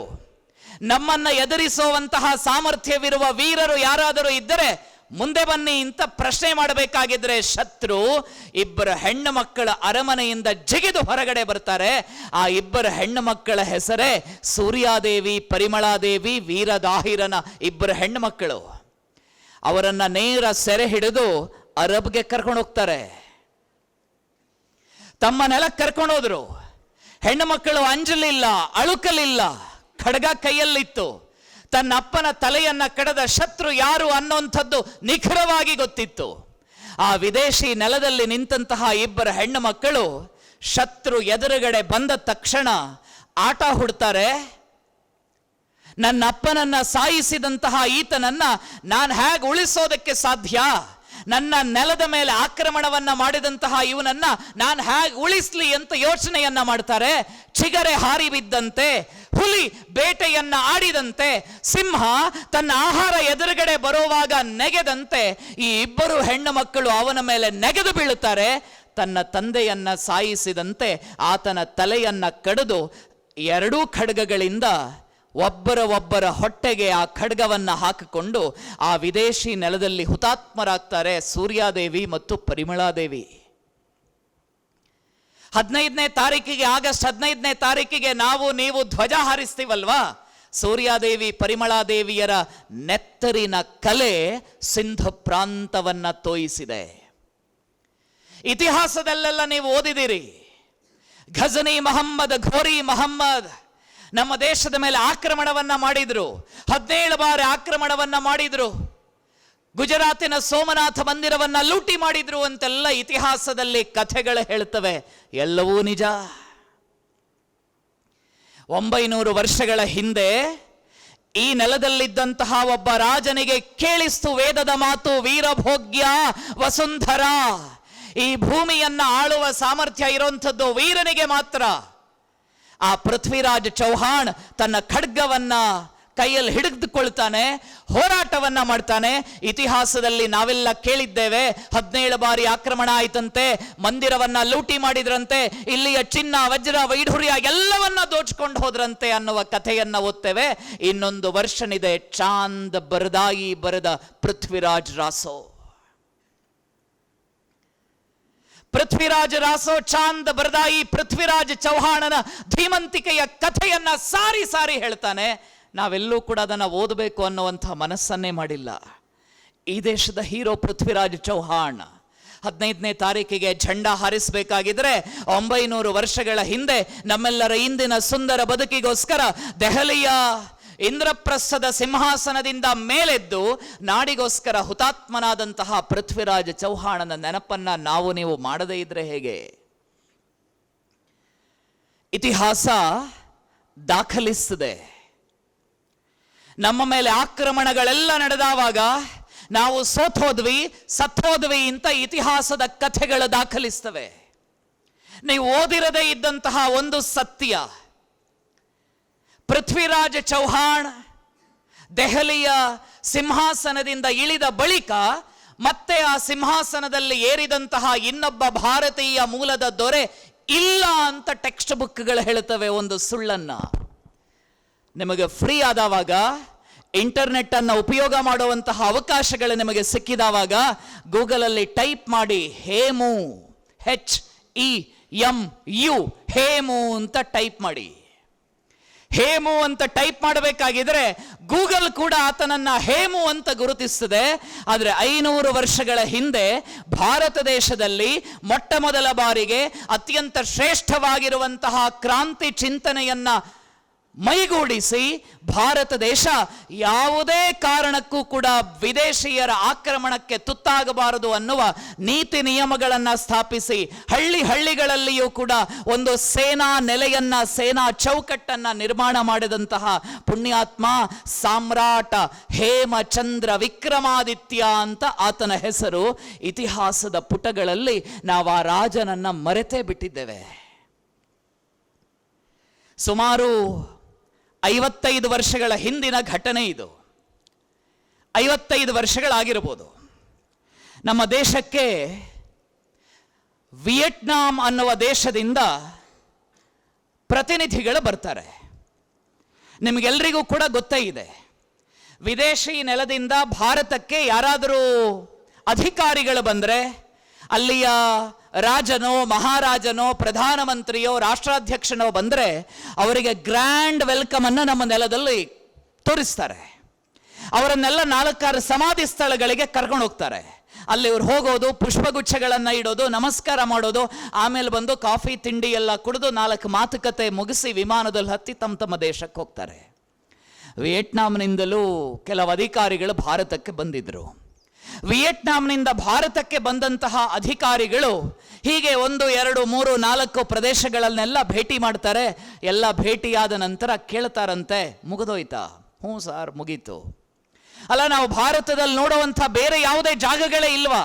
ಇಲ್ಲ ಸಾರ್, ನಮ್ಮ ಸರ್ಕಾರ, ಭಾರತ ಸರ್ಕಾರ ನನಗೊಂದು ಲೀಸ್ಟ್ ಕೊಟ್ಟಿದೆ. ಆ ಲೀಸ್ಟ್ ಪ್ರಕಾರ ನಿಮ್ಮನ್ನ ಹೋಗಬೇಕಾದ ಜಾಗಗಳಿಗೆಲ್ಲ ನಾನು ಕರ್ಕೊಂಡು ಹೋಗಿದ್ದೇನೆ. ವಿಯೆಟ್ನಾಂ ಆಫೀಸರ್ ಭಾರತೀಯ ಅಧಿಕಾರಿಗಳನ್ನ ಕೇಳ್ತಾನೆ, ಇಲ್ಲಪ್ಪ, ನಾನೇನಾದರೂ ನನ್ನ ವಾಪಸ್ ವಿಯೆಟ್ನಾಂಗೆ ಹೋಗಿ ನನ್ನ ಫ್ಲೈಟಲ್ಲಿ ಲ್ಯಾಂಡ್ ಆಗಬೇಕಾಗಿದ್ರೆ, ಸಾರ್ ನೀವು ಎಲ್ಲೆಲ್ಲ ಹೋಗಿ ಬಂದ್ರಿ ಅಂತ ಹೇಳಿದ್ರೆ, ನಾನು ಎಕ್ಸ್ ಜಾಗಕ್ಕೆ ಹೋದೆ, ವೈ ಜಾಗಕ್ಕೆ ಹೋದೆ, ಝಡ್ಗೆ ಹೋದೆ, ಅಲ್ಲಿಗೆ ಮುಗಿದೋಯ್ತಾ ಅಂತ ಕೇಳಿದ್ರೆ, ನೆಕ್ಸ್ಟ್ ಫ್ಲೈಟಲ್ಲಿ ವಾಪಸ್ ನನ್ನನ್ನು ಭಾರತ ದೇಶಕ್ಕೆ ಕಳಿಸ್ಕೊಡ್ತಾರೆ ನಮ್ಮ ವಿಯೆಟ್ನಾಂ ಜನ. ನಾನು ಇನ್ನೂ ಒಂದು ಜಾಗಕ್ಕೆ ಹೋಗಬೇಕಲ್ಲ ಭಾರತದಲ್ಲಿ, ಎಲ್ಲಿಗೆ ಹೋಗಬೇಕು ಸಾರ್? ವಿಯೆಟ್ನಾಂ ಆಫೀಸರ್ ಕೇಳ್ತಾನೆ, ನಿಮಗೆ ಮಹಾರಾಷ್ಟ್ರ ಗೊತ್ತಾ? ಹೌದು ಸರ್, ಮಹಾರಾಷ್ಟ್ರ ಗೊತ್ತು, ನಮ್ಮದೇ ಭಾರತದ ಒಂದು ರಾಜ್ಯ. ಮಹಾರಾಷ್ಟ್ರವನ್ನ ಒಬ್ಬ ರಾಜ ಆಳಿದ್ನಂತಲ್ವಾ? ಆ ರಾಜನ ಕಥೆ ನಿಮಗೆ ಗೊತ್ತಾ? ಯಾರು ಸರ್? ಮಹಾರಾಷ್ಟ್ರವನ್ನ ತುಂಬಾ ಜನ ಆಳಿದ್ದಾರೆ, ಅದರಲ್ಲಿ ಯಾರು ಬೇಕು ನಿಮಗೆ? ಮಹಾರಾಷ್ಟ್ರದಲ್ಲಿ ರಾಯಗಢ ಅಂತ ಗೊತ್ತಾ? ಇದು ವಿಯೆಟ್ನಾಂ ಆಫೀಸರ್ ನಮ್ಮ ದೇಶದ ಅಧಿಕಾರಿಯನ್ನ ಪ್ರಶ್ನೆ ಮಾಡೋದು. ಹೌದು ಸಾರ್, ರಾಯಗಢ ಅಂತ ಗೊತ್ತು. ಆ ರಾಯಗಢದಲ್ಲೊಬ್ಬ ಕೂತಿದಾನಲ್ಲ ಮೇಲ್ಗಡೆ, ಅವನನ್ನ ರಾಜ ಛತ್ರಪತಿ ಶಿವಾಜಿ ಮಹಾರಾಜ್ ಅಂತ ಕರೀತಾರಲ್ಲ, ಆ ರಾಯಗಢಕ್ಕೆ ನನ್ನನ್ನು ಕರ್ಕೊಂಡೋಗಿ ರಾಯಗಢದ ಒಂದು ಹಿಡಿ ಮಣ್ಣನ್ನ ತಗೊಂಡು ನಾನು ನನ್ನ ವಿಯೆಟ್ನಾಂ ದೇಶಕ್ಕೆ ಹೋಗ್ತೇನೆ. ವಿಯೆಟ್ನಾಂನ ಮಣ್ಣಲ್ಲಿ ರಾಯಗಢದ ಮಣ್ಣನ್ನ ಸೇರಿಸ್ಬಿಡ್ತೇನೆ. ಯಾವಾಗ ವಿಯೆಟ್ನಾಂ ಮಣ್ಣಲ್ಲಿ ಭಾರತದ ರಾಯಗಢದ ಮಣ್ಣು ಸೇರಿ ಹೋಗ್ತದೆಯೋ, ನಮ್ಮ ವಿಯೆಟ್ನಾಂನ ಮನೆಗಳ ತೊಟ್ಟಿಲಿನಿಂದಲೂ ರಾಜ ಛತ್ರಪತಿ ಶಿವಾಜಿ ಮಹಾರಾಜ್ ಹುಟ್ಟಿ ಬರ್ತಾನೆ. ಸಾರ್, ದಯವಿಟ್ಟು ನನ್ನನ್ನು ಮಹಾರಾಷ್ಟ್ರದ ರಾಯಗಢಕ್ಕೆ ಕರ್ಕೊಂಡೋಗಿ ಅಂತ ಈ ನೆಲಕ್ಕೆ ಬಂದ ವಿಯೆಟ್ನಾಂ ಅಧಿಕಾರಿ ಉಲ್ಲೇಖ ಮಾಡ್ತಾನೆ. ಎಂತಹ ವೀರರ ಧೀರರ ಕಥೆಗಳು ನಮ್ಮ ನೆಲದಲ್ಲಿದೆ. ಅದ್ಭುತವಾಗಿರುವಂತಹ ರಕ್ತ ಚರಿತ್ರೆ ಈ ನಾಡಿನಲ್ಲಿದೆ. ನಾವು ಇತಿಹಾಸದಲ್ಲಿ ಓದದೇ ಇರುವ, ಇತಿಹಾಸದಲ್ಲಿ ತಿಳಿಯದೇ ಇರುವ, ಇತಿಹಾಸವನ್ನ ಪೂರ್ಣ ದೃಷ್ಟಿಯಿಂದ ಇನ್ನೂ ಕೂಡ ನೋಡದೇ ಇರುವಂತಹ ಘಟನೆಗಳು ನಮ್ಮ ನೆಲದಲ್ಲಿ ಅವಾಗ ಆಗಿದೆ.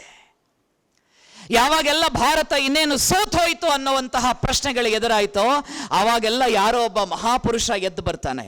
ಯಾವಾಗೆಲ್ಲ ಭಾರತದ ಕಥೆ ಮುಗಿದೋಯ್ತು ಅನ್ನುವಂತಹ ಯೋಚನೆಗಳು ಬರ್ತವೆಯೋ, ಅವಾಗೆಲ್ಲ ಒಬ್ಬ ಧೀಮಂತ ಪುರುಷ ಈ ನೆಲದಲ್ಲಿ ಮತ್ತೆ ಆವಿರ್ಭವಿಸ್ತಾನೆ. 1857ರ ಕಥೆಗಳನ್ನು ನೀವೆಲ್ಲ ಓದಿದಿರಿ. 1857 ಅಂತಂದ್ರೆ ನನಗೆ ನಿಮಗೆ ಗೊತ್ತಿಲ್ಲ ಹೇಗೆ ಹೇಳ್ಕೊಟ್ರು ಅಂತ. ನನಗೆ ನನ್ನ ಟೀಚರ್ ಹೇಳಿಕೊಟ್ಟದ್ದು 1857 ಅಂತಂದ್ರೆ ಸಿಪಾಯಿ ದಂಗೆ. ಅದೊಂದು ಸಿಪಾಯಿ ದಂಗೆ. ಬ್ಯಾರಕ್ಪುರದಲ್ಲಿ ಒಂದು ಸಿಪಾಯಿಗಳೆಲ್ಲ ಸೇರ್ಕೊಂಡು ಒಂದು ದಂಗೆ ಮಾಡಿದ್ರು. ಅದನ್ನ ಸಿಪಾಯಿ ದಂಗೆ ಅಂತ ಕರೀತಾರೆ.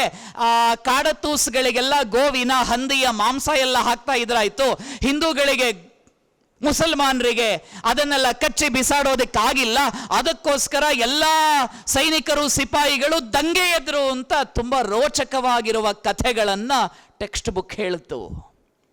ಆ ಟೆಕ್ಸ್ಟ್ ಬುಕ್ ಅಲ್ಲಿ ಎಲ್ಲೂ ಕೂಡ ಮೇ ರಹೂಂ ಯಾ ನಾ ರಹೂಂ ಯೇ ದೇಸ್ ರೆಹನಾ ಚಾಹಿಯೇ ಅಂದ ಝಾನ್ಸಿ ಕಿ ರಾಣಿ ಲಕ್ಷ್ಮೀಬಾಯಿಯ ಕಾಲ್ಪೆಯ ಕಥೆಯನ್ನ ಹೇಳಿಲ್ಲ. ಆ ಇತಿಹಾಸದಲ್ಲಿ had there been only half a dozen of Tatya Topes, the history of the Revolutionary War of 1857 would have been quite different ಅಂತ ಅಂದ ಬ್ರಿಟಿಷ್ ಅಧಿಕಾರಿಯದ್ದೇ ಮಾತುಗಳನ್ನ ಸೇರಿಸಲಿಲ್ಲ. ಆ ಸಿಪಾಯಿ ದಂಗೆ ಅಂತ ಕಥೆ ಕಡ್ತಾ ಹೋದವಲ್ಲ, ಆ ಸಿಪಾಯಿ ದಂಗೆಯಲ್ಲಿ ಕಲ್ಕತ್ತೆಯಲ್ಲಿ ಕೆಲಸ ಮಾಡ್ತಾ ಇದ್ದಂತಹ ಬ್ರಿಟಿಷ್ ರೆಜಿಮೆಂಟಿನ ಒಬ್ಬ ಆಫೀಸರ್ ಬರೀತಾನೆ, ನಾನು ಕಲ್ಕತ್ತೆಯಲ್ಲಿ ಕೆಲಸ ಮಾಡ್ತಾ ಇದ್ದಾಗ ಪಶ್ಚಿಮ ಬಂಗಾಳದ ಜನ ನವರಾತ್ರಿಯಲ್ಲಿ ದುರ್ಗಾ ಸಪ್ತಶತಿ ಹೇಳ್ತಾ ದುರ್ಗೆ ಆರಾಧನೆಯನ್ನ ಮಾಡ್ತಾ ಇದ್ರಾಯ್ತು. ಎಲ್ಲ ನೋಡಿದ್ರು ಕೂಡ ದುರ್ಗೆಯ ಮೂರ್ತಿಗಳೇ, ಎಲ್ಲ ನೋಡಿದ್ರು ಕೂಡ ಮಹಾಕಾಳಿ, ಮಹಾಲಕ್ಷ್ಮಿ, ಮಹಾಸರಸ್ವತಿಯ ಆರಾಧನೆಯನ್ನ ಮಾಡ್ತಾ ಇದ್ರು. ಕಾಳಿ ಬರ್ತಾಳಂತೆ, ಮಹಿಷಾಸುರ ಮರ್ದಿನಿ ಬರ್ತಾಳಂತೆ, ರಕ್ತ ವರ್ಣದವಳಂತೆ ಅಂತೆಲ್ಲ ಬಂಗಾಲದಲ್ಲಿ ನಾನು ಇರಬೇಕಾಗಿದ್ರೆ ಕಾಳಿ ಮಾತೆಯನ್ನ ಹೊಗಳುತ್ತಾ ಇದ್ರಾಯ್ತು, ಆದ್ರೆ ನಾನು ಜೀವಂತವಾಗಿ ಆ ಕಾಳಿ ಮಾತೆಯನ್ನ ನೋಡಿದ್ದೆ ಲಕ್ಷ್ಮೀಬಾಯಿ, ಝಾನ್ಸಿ ರಾಣಿ ಲಕ್ಷ್ಮೀಬಾಯಿಯ ಮೂಲಕ ಅಂತ ಒಬ್ಬ ಬ್ರಿಟಿಷ್ ಆಫೀಸರ್ ಈ ನೆಲದ ಧೀಮಂತ ಹೀರೋಯಿನ್ ಲಕ್ಷ್ಮೀಬಾಯಿ ಬಗ್ಗೆ ಉಲ್ಲೇಖ ಮಾಡ್ತಾನೆ. ಎಂಥ ಶ್ರೇಷ್ಠರು, ಪುಣ್ಯಾತ್ಮರು ನಮ್ಮ ನೆಲದಲ್ಲಾಗಿ ಹೋಗಿದ್ದಾರೆ. ಅವರೆಲ್ಲರ ತ್ಯಾಗವನ್ನ ನೆನಪು ಮಾಡಿಕೊಳ್ಳುವ, ಅವರೆಲ್ಲರ ಬಲಿದಾನವನ್ನ ನಮ್ಮ ಬದುಕಿನಲ್ಲಿ ಅಳವಡಿಸಿಕೊಳ್ಳುವಂತಹ ಒಂದು ಸೌಭಾಗ್ಯ ನಮಗೆ ಬಂದಿದೆ. ವಿದ್ಯಾರ್ಥಿ ಮಿತ್ರರೇ, ನಮ್ಮ ಜೀವನದಲ್ಲಿ ಇದಕ್ಕಿಂತ ದೊಡ್ಡದಾಗಿರುವಂತಹ ಸಾಧನೆಯ ಚಿಂತನೆಗಳು, ಕಲ್ಪನೆಗಳು ಬೇರೆ ಏನಿದೆ? ನಾವೆಲ್ಲ ಅಂದ್ಕೊಂಡಿದ್ವಿ ಕ್ರಿಯೇಟಿವ್ ವಿದ್ಯಾಸಂಸ್ಥೆಯ ಆವರಣದಲ್ಲಿ 15ನೇ ತಾರೀಕಿಗೆ ಝಂಡಾ ಹಾರಬೇಕಾಗಿದ್ರೆ, ಜನವರಿ 26ನೇ ತಾರೀಕಿಗೆ ನಮ್ಮ ಧ್ವಜ ಹಾರಬೇಕಾಗಿದ್ರೆ, ದೆಹಲಿಯ ಕೆಂಪುಕೋಟೆಯಲ್ಲಿ ಮಾನ್ಯ ಪ್ರಧಾನಮಂತ್ರಿ ನರೇಂದ್ರ ಮೋದಿಯವರು ಭಾರತದ ತ್ರಿವರ್ಣ ಧ್ವಜವನ್ನು ಅರಳಿಸಬೇಕಾಗಿದ್ರೆ, ಆ ಧ್ವಜ ಹಾರ್ತಾ ಹಾರ್ತಾ ಹಾರ್ತಾ ಆಗಸದ ಎತ್ತರಕ್ಕೆ ಹಾರ್ತಾ ಇರುತ್ತಲ್ಲ, ಭಾರತದ ಧ್ವಜ ಹಾರಾಡುವುದು ಗಾಳಿಯ ವೇಗದಿಂದ ಅಂತ ನಾವೆಲ್ಲ ಅಂದ್ಕೊಂಡಿದ್ವಿ. ಆದರೆ ಭಾರತದ ಧ್ವಜ ಹಾರಾಡುವುದು ಗಾಳಿಯ ವೇಗದಿಂದಲ್ಲ, ಈ ದೇಶದ ಸೈನಿಕನ ಉಸಿರಿನಿಂದ. ಈ ನೆಲದ ಸೈನಿಕನ ಉಸಿರಿನಿಂದ ಭಾರತದ ಧ್ವಜ ನಿರಂತರವಾಗಿ ಹಾರ್ತಾ ಇದೆಯಲ್ಲ, ಆ ಸೈನಿಕರೇ ನಮ್ಮ ನಿಜವಾಗಿರುವಂತಹ ಹೀರೋಗಳು. ಕ್ರಿಯೇಟಿವ್ ವಿದ್ಯಾಸಂಸ್ಥೆ ಯಾರಾದರೂ ಒಬ್ಬ ಹುಡುಗ, ಯಾರಾದರೂ ಒಬ್ಬ ಹುಡುಗಿ ಹತ್ರ ಪ್ರಶ್ನೆ ಕೇಳಿದ್ರೆ, ಸಾಮಾನ್ಯವಾಗಿ ನಾನು ಪ್ರೈಮರಿ ವಿದ್ಯಾಸಂಸ್ಥೆಗಳಿಗೆಲ್ಲ ಭೇಟಿ ಕೊಡುವಾಗ ಮಕ್ಕಳನ್ನ ಕೇಳ್ತೇನೆ, ನನಗೊಂದು 5 ಜನ ಹೀರೋಗಳು, 5 ಜನ ಹೀರೋಯಿನ್ಗಳ ಹೆಸರು ಹೇಳಿ ಅಂತಂದ್ರೆ ಮಕ್ಕಳೆಲ್ಲ ಹೇಳ್ತಾರೆ, ಹೊಡಿ, ಬಡಿ, ಕಡಿ, ತಲವಾರೆತ್ತು, ಶೂಟ್ ಮಾಡು. ಫಿಲಮ್ಗಳಲ್ಲೆಲ್ಲ ಬರ್ತಾರಲ್ಲ, 10 ಫೀಟಿಂದ ಹಾರ್ತಾರೆ, ಕನ್ನಡಕ ಹಾಕಿರ್ತಾರೆ, ಕೆಳಗಡೆ ಇಳಿಬೇಕಾಗಿದ್ರೆ ಕನ್ನಡಕ ಒಂಚೂರು ಆಚೆ ಈಚೆ ಆಗಿರೋದಿಲ್ಲ. ಎಂಥ ಸ್ಟಂಟ್ ಮಾಸ್ಟರ್ಗಳು, ಮರಳಲ್ಲಿ ಆ ಕಡೆ ಈ ಕಡೆ 10 ಸರ್ತಿ 20 ಸರ್ತಿ ಹೊರಲಾಡ್ತಾರೆ. ಎದ್ದು ಬರಬೇಕಾಗಿದ್ರೆ ಆರಂಭದಲ್ಲಿ ಹೇಗಿತ್ತು ಅಷ್ಟೇ ಫಳಫಳ ಅಂತ ಹೊಳಿತಾ ಇರ್ತದೆ. ಇವರನ್ನೆಲ್ಲ ನಮ್ಮ ಹೀರೋಗಳು, ನಮ್ಮ ಹೀರೋಯಿನ್ಗಳು ಅಂತ ನಾವು ಭಾವಿಸಿರ್ತೇವಲ್ವಾ? ಸ್ವತಂತ್ರ ಭಾರತದ ನಮ್ಮ ಹೀರೋಗಳು ಯಾರಾದರೂ ಇದ್ರೆ, ಸ್ವತಂತ್ರ ಭಾರತದಲ್ಲಿ ನಮ್ಮ ಬದುಕಿಗೆ ಶಕ್ತಿ, ಸಾಮರ್ಥ್ಯ, ಆತ್ಮವಿಶ್ವಾಸವನ್ನ ತುಂಬಿಕೊಡಬಲ್ಲಂತಹ ಹೀರೋಗಳು ಯಾರಾದರೂ ಇದ್ರೆ, ಅದು ನಮ್ಮ ನೆಲದ ಸೈನಿಕರು ಮಾತ್ರ. ಈ ದೇಶದ ಸೈನಿಕರು ಮಾತ್ರ ನಮ್ಮ ಹೀರೋಗಳಾಗುವುದಕ್ಕೆ ಸಾಧ್ಯ. ಮತ್ತಾರೂ ಕೂಡ ನಮಗೆ ಹೀರೋಗಳು, ನಮಗೆ ಪ್ರೇರಣೆ, ನಮಗೆ ಇನ್ಸ್ಪಿರೇಷನ್, ನಮಗೆ ಯೂತ್ ಐಕಾನ್ ಆಗುವುದಕ್ಕೆ ಸಾಧ್ಯವೇ ಇಲ್ಲ. ನೀವೆಲ್ಲ ಅನೇಕ ಸೈನಿಕರ ಬದುಕಿನ ಕಥೆಗಳನ್ನು ಕೇಳ್ತಾನೆ ಇರ್ತೀರಿ.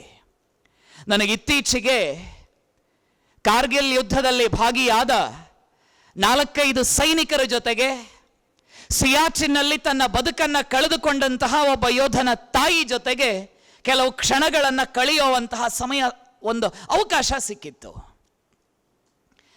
ಈ ಭೂಮಿಯ ಮೇಲೆ ಯಾರಾದರೂ ಒಬ್ಬ 19 ವರ್ಷ ವಯಸ್ಸಿಗೆ, ಕೇವಲ 19 ವರ್ಷ ವಯಸ್ಸಿಗೆ ಪರಮವೀರ ಚಕ್ರ ಪ್ರಶಸ್ತಿಯನ್ನ ಪಡೆದಂತಹ ವ್ಯಕ್ತಿ ಈ ಭೂಮಿ ಮೇಲೆ ಯಾರಾದರೂ ಇದ್ರೆ, 19 ವರ್ಷ ವಯಸ್ಸು ಅಂದ್ರೆ ಸೆಕೆಂಡ್ PUC ಮುಗಿಸಿ, ನೀಟ್ ಎಲ್ಲ ಮುಗಿಸಿ, ಕೌನ್ಸಿಲಿಂಗ್ ಎಲ್ಲ ಮುಗಿದು, ಆ ಕಾಲೇಜು ಈ ಕಾಲೇಜು ಅಂತ ಯೋಚನೆ ಮಾಡಿ ರಿಪೀಟರ್ಸ್ ಬ್ಯಾಚ್ಗೆ ಸೇರಿ ಭವಿಷ್ಯ ಹೇಗಿದೆ ಅಂತ ಪ್ರಶ್ನೆ ಮಾಡುವಂತಹ ವಯಸ್ಸಿನಲ್ಲಿ ಈ ದೇಶದ ಒಬ್ಬ ಸೈನಿಕನಿಗೆ ಪರಮವೀರ ಚಕ್ರ ಪ್ರಶಸ್ತಿ ಬಂದಿತ್ತು. Subedar major honorary captain Yogendra Singh Yadav ಅಂತ ಅವರ ಹೆಸರು.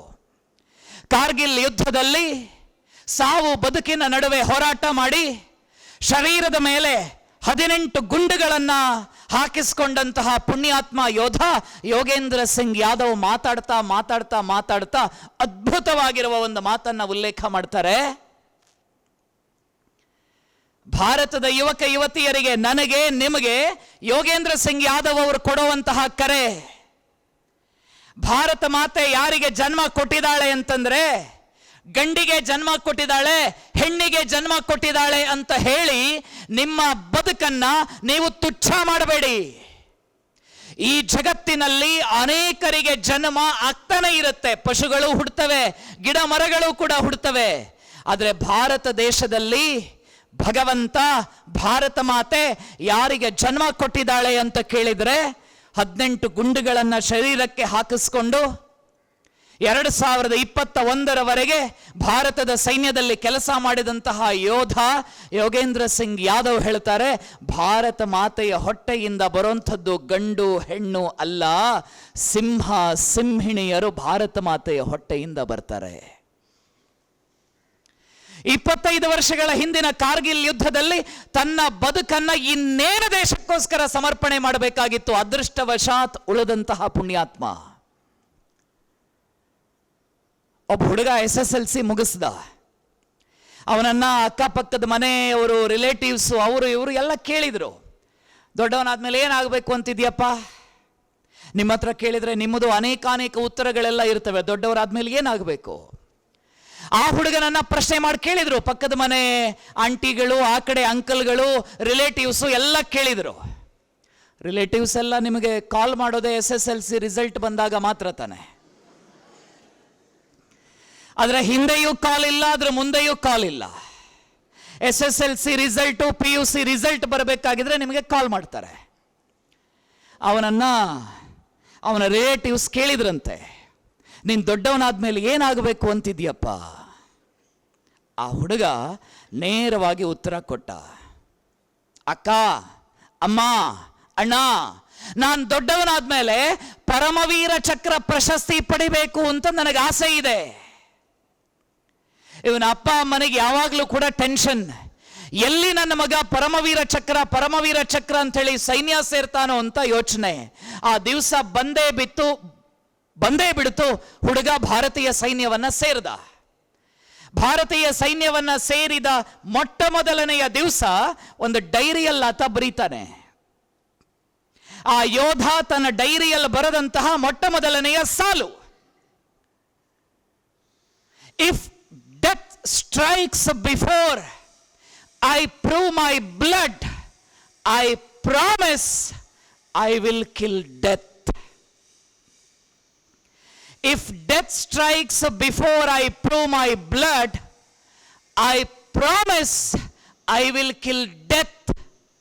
ನನ್ನ ರಕ್ತದ ಸಾಮರ್ಥ್ಯವನ್ನ ತೋರಿಸುವ ಮೊದಲು ಸಾವೇನಾದರೂ ನನ್ನ ಕಣ್ಣ ಎದುರುಗಡೆ ಬಂದು ಕುಣಿದಾಡಿದರೆ ನಾನು ಪ್ರಾಮಿಸ್ ಮಾಡ್ತೇನೆ, ನಾನು ಆ ಸಾವನ್ನೇ ಸಾಯಿಸುತ್ತೇನೆ ಅಂತ ಹೇಳಿದಂತಹ ಮನೋಜ್ ಕುಮಾರ್ ಪಾಂಡೆ ಅನ್ನುವ ಚಿಗುರು ಮೀಸೆಯ ಯುವಕ ಕಾರ್ಗಿಲ್ ಯುದ್ಧದಲ್ಲಿ ತನ್ನ ಬದುಕನ್ನ ಸಮರ್ಪಣೆ ಮಾಡಿ ಪರಮವೀರ ಚಕ್ರ ಪ್ರಶಸ್ತಿಗೆ ಭಾಜನನಾಗ್ತಾನೆ. ಈ ದೇಶದ ಸೈನಿಕರ ಕಥೆ ಇದು. ನಿಮಗೆ ಅವಕಾಶ ಸಿಕ್ಕಿದ್ರೆ, ಒಂದು 5 ನಿಮಿಷ 8 ನಿಮಿಷ ಸಮಯ ಇದ್ರೆ, ಒಂದು 5 ವರ್ಷಗಳ ಹಿಂದೆ ಕಾರ್ಗಿಲ್ ಭೂಮಿಯಲ್ಲಿ, ಕಾರ್ಗಿಲ್ಗೆ 20 ವರ್ಷಗಳು ತುಂಬಬೇಕಾಗಿದ್ರೆ ಒಂದು ಕುಟುಂಬ ಅಲ್ಲಿಗೆ ಹೋಗಿತ್ತು. ಒಂದು 19 ವರ್ಷ 6 ತಿಂಗಳು ಒಬ್ಬ ಹೆಣ್ಣು ಮಗಳು ಕೂಡ ಇದ್ಲು. ಅವಳನ್ನು TV ಅವರೆಲ್ಲ ಇಂಟರ್ವ್ಯೂ ಮಾಡ್ತಾರೆ. ನೀವು ಯಾಕೆ ಬಂದ್ರಿ ಕಾರ್ಗಿಲ್ಗೆ? Kargil 20th anniversary. ಇವಳಿಗೆ 20 ಪೂರ್ತಿ ಆಗಲಿಲ್ಲ, ಇವಳಿಗೆ 19 ವರ್ಷ ವಯಸ್ಸು. ನೀವು ಯಾಕೆ ಕಾರ್ಗಿಲ್ಗೆ ಬಂದ್ರಿ ಇಂಥ ಪುಟಾಣಿ ಕಂದಮ್ಮನನ್ನ, ಹೆಣ್ಣು ಮಗುವನ್ನ ಕೇಳ್ತಾರೆ. ಆಕೆ ಉತ್ತರ ಕೊಡ್ತಾಳೆ, 20 ವರ್ಷಗಳ ಹಿಂದೆ ಇದೇ ಸಮರ ಭೂಮಿಯಲ್ಲಿ ನನ್ನ ತಂದೆ ಹುತಾತ್ಮರಾಗಿದ್ದರಾಯ್ತು. ನನ್ನ ತಂದೆ ಯಾವ ಸಮರ ಭೂಮಿಯಲ್ಲಿ ಹುತಾತ್ಮರಾಗಿದ್ರೋ ಆ ಸಮರ ಭೂಮಿಯನ್ನ ನೋಡೋದಕ್ಕೋಸ್ಕರ ಅಂತ ನಾನು ಬಂದಿದ್ದೇನೆ. ನನ್ನ ಜೀವನದಲ್ಲಿ ನಾನು ಯಾವತ್ತೂ ಕೂಡ ಅಪ್ಪನನ್ನ ನೋಡಿಲ್ಲ. ನಾನು ಯಾವತ್ತೂ ನನ್ನ ಅಪ್ಪನ ಗಲ್ಲವನ್ನ ಹಿಡಿದಿಲ್ಲ. ನಾನು ಯಾವತ್ತೂ ನನ್ನ ಅಪ್ಪನ ಹೆಗಲ ಮೇಲೆ ಕೂತ್ಕೊಳ್ಳೇ ಇಲ್ಲ. ನಾನು ಯಾವತ್ತೂ ಕೂಡ ನನ್ನ ಅಪ್ಪನ ಜೊತೆ ಆಟ ಆಡಿಲ್ಲ. ನನ್ನ ಅಪ್ಪನನ್ನ ಕೂಸುಮರಿ ಮಾಡು ಅಂತ ನಾನು ಯಾವತ್ತೂ ಕೇಳೇ ಇಲ್ಲ. ನನ್ನ ಅಪ್ಪನನ್ನ ನಾನು ನೋಡಿದ್ದೆಲ್ಲ A4 ಸೈಜ್ ಫೋಟೋವನ್ನ ಗೋಡೆಗೆ ಹಾಕಿದ್ರು. ನನ್ನ ಅಮ್ಮ ಹೇಳ್ತಾ ಇದ್ರು, ಅವರೇಪ್ಪ ನಿನ್ನಪ್ಪ ಮೇಜರ್ ಪದ್ಮಪಾಣಿ ಆಚಾರ್ಯ. ನನ್ನ ಅಮ್ಮ ಹೇಳ್ತಾ ಇದ್ರು, ಅವರೇ ನಿನ್ನ ತಂದೆ. ಯಾಕೆ ಅಂದರೆ ನನ್ನ ಅಪ್ಪ ಸಾಯ್ಬೇಕಾಗಿದ್ರೆ ನಾನು ನನ್ನ ಅಮ್ಮನ ಹೊಟ್ಟೆಯಲ್ಲಿ ಬೆಚ್ಚನೆ ಮಲಗಿದ್ದೆ ಅಂತೆ. ನಾನು ನನ್ನ ಅಮ್ಮನ ಹೊಟ್ಟೆಯಲ್ಲಿ ಬೆಚ್ಚನೆ ಮಲಗಿದ್ದಾಗ ನನ್ನ ಅಪ್ಪ ದೇಶಕ್ಕೋಸ್ಕರ ತ್ಯಾಗ ಮಾಡಿದ್ದರಂತೆ. ಅಂತಹ ಮಗಳ ಅಪ್ಪ ಪುರುಸೊತ್ತಾದರೆ ಇದನ್ನೂ ಗೂಗಲಲ್ಲಿ ಚೆಕ್ ಮಾಡಿ, major Padmapani Acharya's last letter to his father. ಅವ್ರು ಬರೀತಾರೆ ಆ ಪತ್ರದಲ್ಲಿ, ಪ್ರೀತಿಯ ಅಪ್ಪ, ಈ ಪತ್ರ ನಿಮ್ಮ ಕೈ ಸೇರುವ ಹೊತ್ತಿಗೆ ನಿಮ್ಮ ಮಗ ಪದ್ಮಪಾಣಿ ಆಚಾರ್ಯ ಮೋಡಗಳ ಮರೆಯಲ್ಲಿ ಮರೆಯಾಗಿರುತ್ತಾನೆ, ಅಂದ್ರೆ ಸತ್ತು ಹೋಗಿರ್ತಾನೆ. ಅಪ್ಪ ಪದ್ಮಪಾಣಿ, ಅಪ್ಪ ನಿಮ್ಮ ಮಗ ಪದ್ಮಪಾಣಿ ಆಚಾರ್ಯ ಈ ಲೆಟರ್ ನಿಮ್ಮ ಕೈ ಸೇರುವ ಹೊತ್ತಿಗೆ ಸತ್ತು ಹೋಗಿರ್ತಾನೆ. ಆದರೆ ನೀವು ನನಗೆ ಹೇಳಿಕೊಟ್ಟಂಥ ಶ್ಲೋಕ ಎಲ್ಲ ನೆನಪಿದೆ ಅಪ್ಪ. ಹತೋವಾ ಪ್ರಾಪ್ಸ್ಯಸೆ ಸ್ವರ್ಗಂ ಜಿತ್ವಾ ವಾ ಭೋಕ್ಷ್ಯಸೆ ಮಹಿಂ. ಸತ್ತರೆ ಸ್ವರ್ಗ ಸಿಗತ್ತೆ, ಗೆದ್ದರೆ ರಾಜ್ಯ ಸಿಗತ್ತೆ, ವೀರಭೋಗ್ಯ ವಸುಂಧರ. ನೀವು ಹೇಳಿದಂತಹ ಮಾತುಗಳು ನನಗೆ ನೆನಪಿದೆ ಅಪ್ಪ. ಅವಕಾಶ ಸಿಕ್ಕಿದ್ರೆ ನಿಮ್ಮ ಸೊಸೆ ಹೊಟ್ಟೆಯಲ್ಲಿ ಹುಟ್ಟುವಂತಹ ಮಗುವನ್ನ ಭಾರತದ ಸೈನ್ಯಕ್ಕೆ ಸೇರಿಸಿ ಇಂಥ ಪತ್ರ ಬರೆದು ಹುತಾತ್ಮರಾಗ್ತಾರೆ ಮೇಜರ್ ಪದ್ಮಪಾಣಿ ಆಚಾರ್ಯ.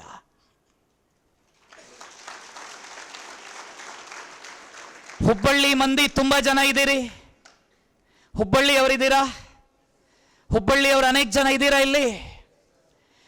ಒಂದು 8 ವರ್ಷಗಳ ಹಿಂದೆ ನೀವೆಲ್ಲ 4ನೇ ಕ್ಲಾಸಲ್ಲಿ 2-3ನೇ ಕ್ಲಾಸಲ್ಲಿ ಏನಾದರೂ ಇರಬೇಕಾಗಿದ್ರೆ ಇಡೀ ಹುಬ್ಬಳ್ಳಿ ಧಾರವಾಡ ಜಿಲ್ಲೆ ಕಣ್ಣೀರು ಹಾಕಿತ್ತು.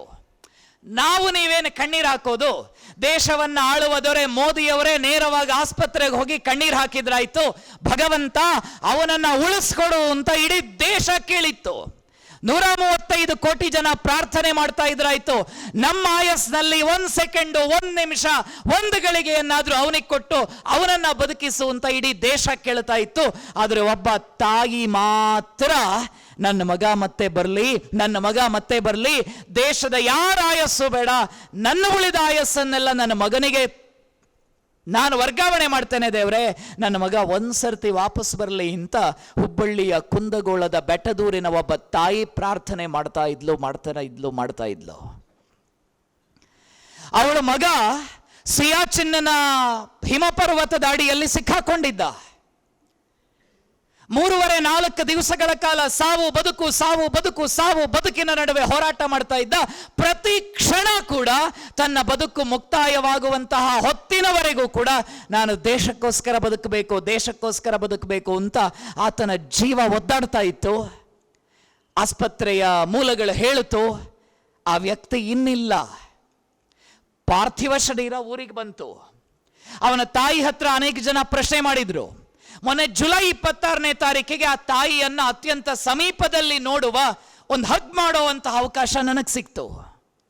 ಆಕೆಯನ್ನ, ಆ ಮಹಾತಾಯಿಯನ್ನ ಒಂದೇ ಒಂದು ಮಾತು ಕೇಳಿದೆ, 8 ವರ್ಷ ಆಯಿತು, ನಿಮಗೇನು ಅನ್ನಿಸ್ತಾ ಇದೆ? ಆ ತಾಯಿ ಹುಬ್ಬಳ್ಳಿ ಸೊಗಡಾದ ಕನ್ನಡದಲ್ಲಿ ಉತ್ತರ ಕೊಡ್ತಾರೆ, ಈ ನೆಲದಲ್ಲಿ ಪ್ರತಿ ದಿವಸ ಕೂಡ ಸುಸೈಡ್ ಮಾಡಿ 10 ಜನ 100 ಜನ ಸಾಯ್ತಾರೆ, ಆಕ್ಸಿಡೆಂಟಲ್ ಅನೇಕ ಜನ ಸಾಯ್ತಾರೆ, ಹಾಳು ಮುಳು ರೋಗ ಬಂದು ಲಕ್ಷಾಂತರ ಜನ ಪ್ರತಿದಿನ ದೇಶದಲ್ಲಿ ಜಗತ್ನಲ್ಲಿ ಸಾಯ್ತಾರೆ. ನನ್ನ ಮಗ ಕೂಡ ಸತ್ತಿದ್ದಾನೆ, ನನ್ನ ಮಗ ಆಕ್ಸಿಡೆಂಟ್ ಆಗಿ, ಸುಸೈಡ್ ಆಗಿ, ಕೊಲೆಯಾಗಿ, ದರೋಡೆ ಮಾಡಿ ಸತ್ತಿಲ್ಲ, ದೇಶಕ್ಕೋಸ್ಕರ ಹುತಾತ್ಮನಾಗಿದ್ದಾನೆ ಅನ್ನುವಂತಹ ಹೆಮ್ಮೆ ನನಗಿದೆ. ಇದಕ್ಕಿಂತ ಜಾಸ್ತಿ ಹೆಚ್ಚುಗಾರಿಕೆ ನನಗೇನು ಬೇಕು ಅಂತ ಹುಬ್ಬಳ್ಳಿಯ ತಾಯಿ ಉಲ್ಲೇಖ ಮಾಡ್ತಾಳೆ. ಹುಬ್ಬಳ್ಳಿ ಮಂದಿಗೆ ಗೊತ್ತು, ಲ್ಯಾನ್ಸ್ ನಾಯಕ್ ಹನುಮಂತಪ್ಪ ಕೊಪ್ಪದ್ ಈ ದೇಶಕ್ಕೋಸ್ಕರ ಹುತಾತ್ಮನಾದಂತಹ ಧೀರನ ಅಮ್ಮನ ಮಾತು. ಆ ಅಮ್ಮ PhD ಮಾಡಿಲ್ಲ, ಆ ಅಮ್ಮ MSc ಡಿಗ್ರಿ ತಗೊಳ್ಳಿಲ್ಲ, ಆ ಅಮ್ಮ ನೀಟು JEE ಇನ್ನೊಂದು ಮತ್ತೊಂದು ಯಾವುದು ಮಾಡಿಲ್ಲ. ನೇರ ಪ್ರಶ್ನೆ ಮಾಡೋದಿಕ್ಕೆ ಹೋದ್ರೆ ಪ್ರಾಯಶಃ ಅಮ್ಮ SSLC ಪಾಸು ಕೂಡ ಆಗಿರ್ಲಿಕ್ಕಿಲ್ಲ. ಆದ್ರೆ ಆ ಅಮ್ಮ ಹೇಳ್ತಾಳೆ, ನನ್ನ ಮಗನನ್ನ ನಾನು ದೇಶಕ್ಕೋಸ್ಕರ ಸಮರ್ಪಣೆ ಮಾಡಿದ್ದೇನೆ. ಇದು ತ್ಯಾಗ. ಈ ತ್ಯಾಗ, ಈ ಬಲಿದಾನ, ಈ ಬದುಕನ್ನ ನಾವು ನೀವುಗಳು ಈ ವಯಸ್ಸಿನಲ್ಲಿ ಅರ್ಥ ಮಾಡದೇ ಇದ್ರೆ ಇನ್ಯಾವ ವಯಸ್ಸಿನಲ್ಲಿ ಅರ್ಥ ಮಾಡೋದಕ್ಕೆ ಸಾಧ್ಯ? 16-17 ವಯಸ್ಸಿನ ತಾರುಣ್ಯ ಅನ್ನುವಂಥದ್ದು, ಈ ಯೌವನ ಅನ್ನುವಂಥದ್ದು ದೇಶಕ್ಕೋಸ್ಕರ ಸಮರ್ಪಿತವಾಗಿರಬೇಕಾಗಿರುವಂತಹ ವಯಸ್ಸಿದು. 17ನೇ ವಯಸ್ಸಿಗೆ ಭಗತ್ ಸಿಂಗ್, ರಾಜ್ಗುರು, ಸುಖದೇವ್, ಚಂದ್ರಶೇಖರ್ ಆಜಾದ್ ನಾಡಿಗೋಸ್ಕರ ಕೆಲಸ ಮಾಡುವ ಪ್ರೇರಣೆಯನ್ನ, ಪ್ರತಿಜ್ಞೆಯನ್ನ ಮಾಡಿದ್ರಾಯ್ತು. 17ನೇ ವಯಸ್ಸಿನಲ್ಲಿ ವೀರ ವಿನಾಯಕ ದಾಮೋದರ ಸಾವರ್ಕರ್ ಇಂಗ್ಲೆಂಡಿಗೆ ಹಾರಿ ಇಂಗ್ಲೆಂಡ್ ಅಲ್ಲಿ ನಿಂತ್ಕೊಂಡು ಭಾರತಕ್ಕೆ ಸ್ವಾತಂತ್ರ್ಯ ಹೇಗೆ ತರಬೇಕು ಅಂತ ಯೋಚನೆಯನ್ನ ಮಾಡಿದ್ರಾಯ್ತು. ಇದೇ 17ನೇ ವಯಸ್ಸಿನ ನಿಗಿನಿಗಿ ತಾರುಣ್ಯದಲ್ಲಿ ಖುದಿರಾಮ್ ಬೋಸ್, ಪ್ರಫುಲ್ಲ ಚಾಕಿ ಬ್ರಿಟಿಷ್ ಆಫೀಸರ್ಗಳನ್ನ ಸಾಯಿಸಿಬಿಟ್ಟು ನೇಣಿನ ಕುಣಿಕೆಗೆ ಕೊರಳೊಡ್ಡಿ ವಂದೇ ಮಾತರಂ, ಭಾರತ್ ಮಾತಾ ಕಿ ಜೈ ಅಂತ ತಮ್ಮ ಬದುಕನ್ನ ಸಮರ್ಪಣೆ ಮಾಡೋದಕ್ಕೆ ಸಿದ್ಧರಾಗಿದ್ರಲ್ವಾ. ಈ 17ನೇ ವಯಸ್ಸು ದೇಶಕ್ಕೋಸ್ಕರ ತುಡಿತ, ದೇಶಕ್ಕೋಸ್ಕರ ಮಿಡಿತ, ದೇಶಕ್ಕೋಸ್ಕರ ಹೃದಯದ ಬಡಿತ ಇರುವಂತಹ ವಯಸ್ಸು. ಈ ವಯಸ್ಸಿನಲ್ಲಿ ನಾಡಿನ ಬಗ್ಗೆ ಯೋಚನೆಯನ್ನ ಮಾಡುವ, ದೇಶದ ಬಗ್ಗೆ ಚಿಂತನೆಯನ್ನ ಮಾಡುವ, ನಾಡಿನ ಉದಾತ್ತವಾಗಿರುವ ಶ್ರೀಮಂತ ಧೀಮಂತ ಇತಿಹಾಸವನ್ನ ಒಂದಲ್ಲ ಒಂದು ಕ್ಷಣದಲ್ಲಿ ಅರ್ಥೈಸಿಕೊಳ್ಳುವಂತಹ ಒಂದು ಪ್ರೇರಣೆಯನ್ನ ನಾವು ಪಡೆಯೋದಕ್ಕೆ ಯಾಕೆ ಸಾಧ್ಯ ಇಲ್ಲ? ಇಂಜಿನಿಯರ್ ಆಗಬೇಕಾ? ಎಸ್, ನಾನು ಇಂಜಿನಿಯರ್ ಆಗಬಲ್ಲೆ. ಎಂತಹ ಇಂಜಿನಿಯರ್ ನಾನಾಗಬಲ್ಲೆ? ಇವತ್ತು ಸೇತುವೆ ಕಟ್ಟಿ ನಾಳೆ ಉದ್ಘಾಟನೆ ಮಾಡೋದಕ್ಕಿಂತ ಮೊದಲೇ ಕುಸಿಯುವಂತಹ ಇಂಜಿನಿಯರ್ ನಾನಲ್ಲ.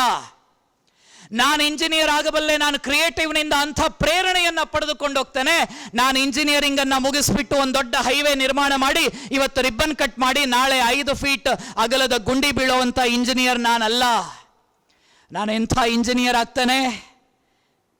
ನಾನು ಕ್ರಿಯೇಟಿವ್ನಿಂದ ಹೊರಗಡೆ ಹೋಗುವಂತಹ ಇಂಜಿನಿಯರ್, ಇಡೀ ವಿಶ್ವವನ್ನ ಆಳಬಲ್ಲ, ಬಾಳಬಲ್ಲಂತಹ ಸರ್ವಶ್ರೇಷ್ಠ ಇಂಜಿನಿಯರ್ ನಾನು ಆಗ್ತೇನೆ.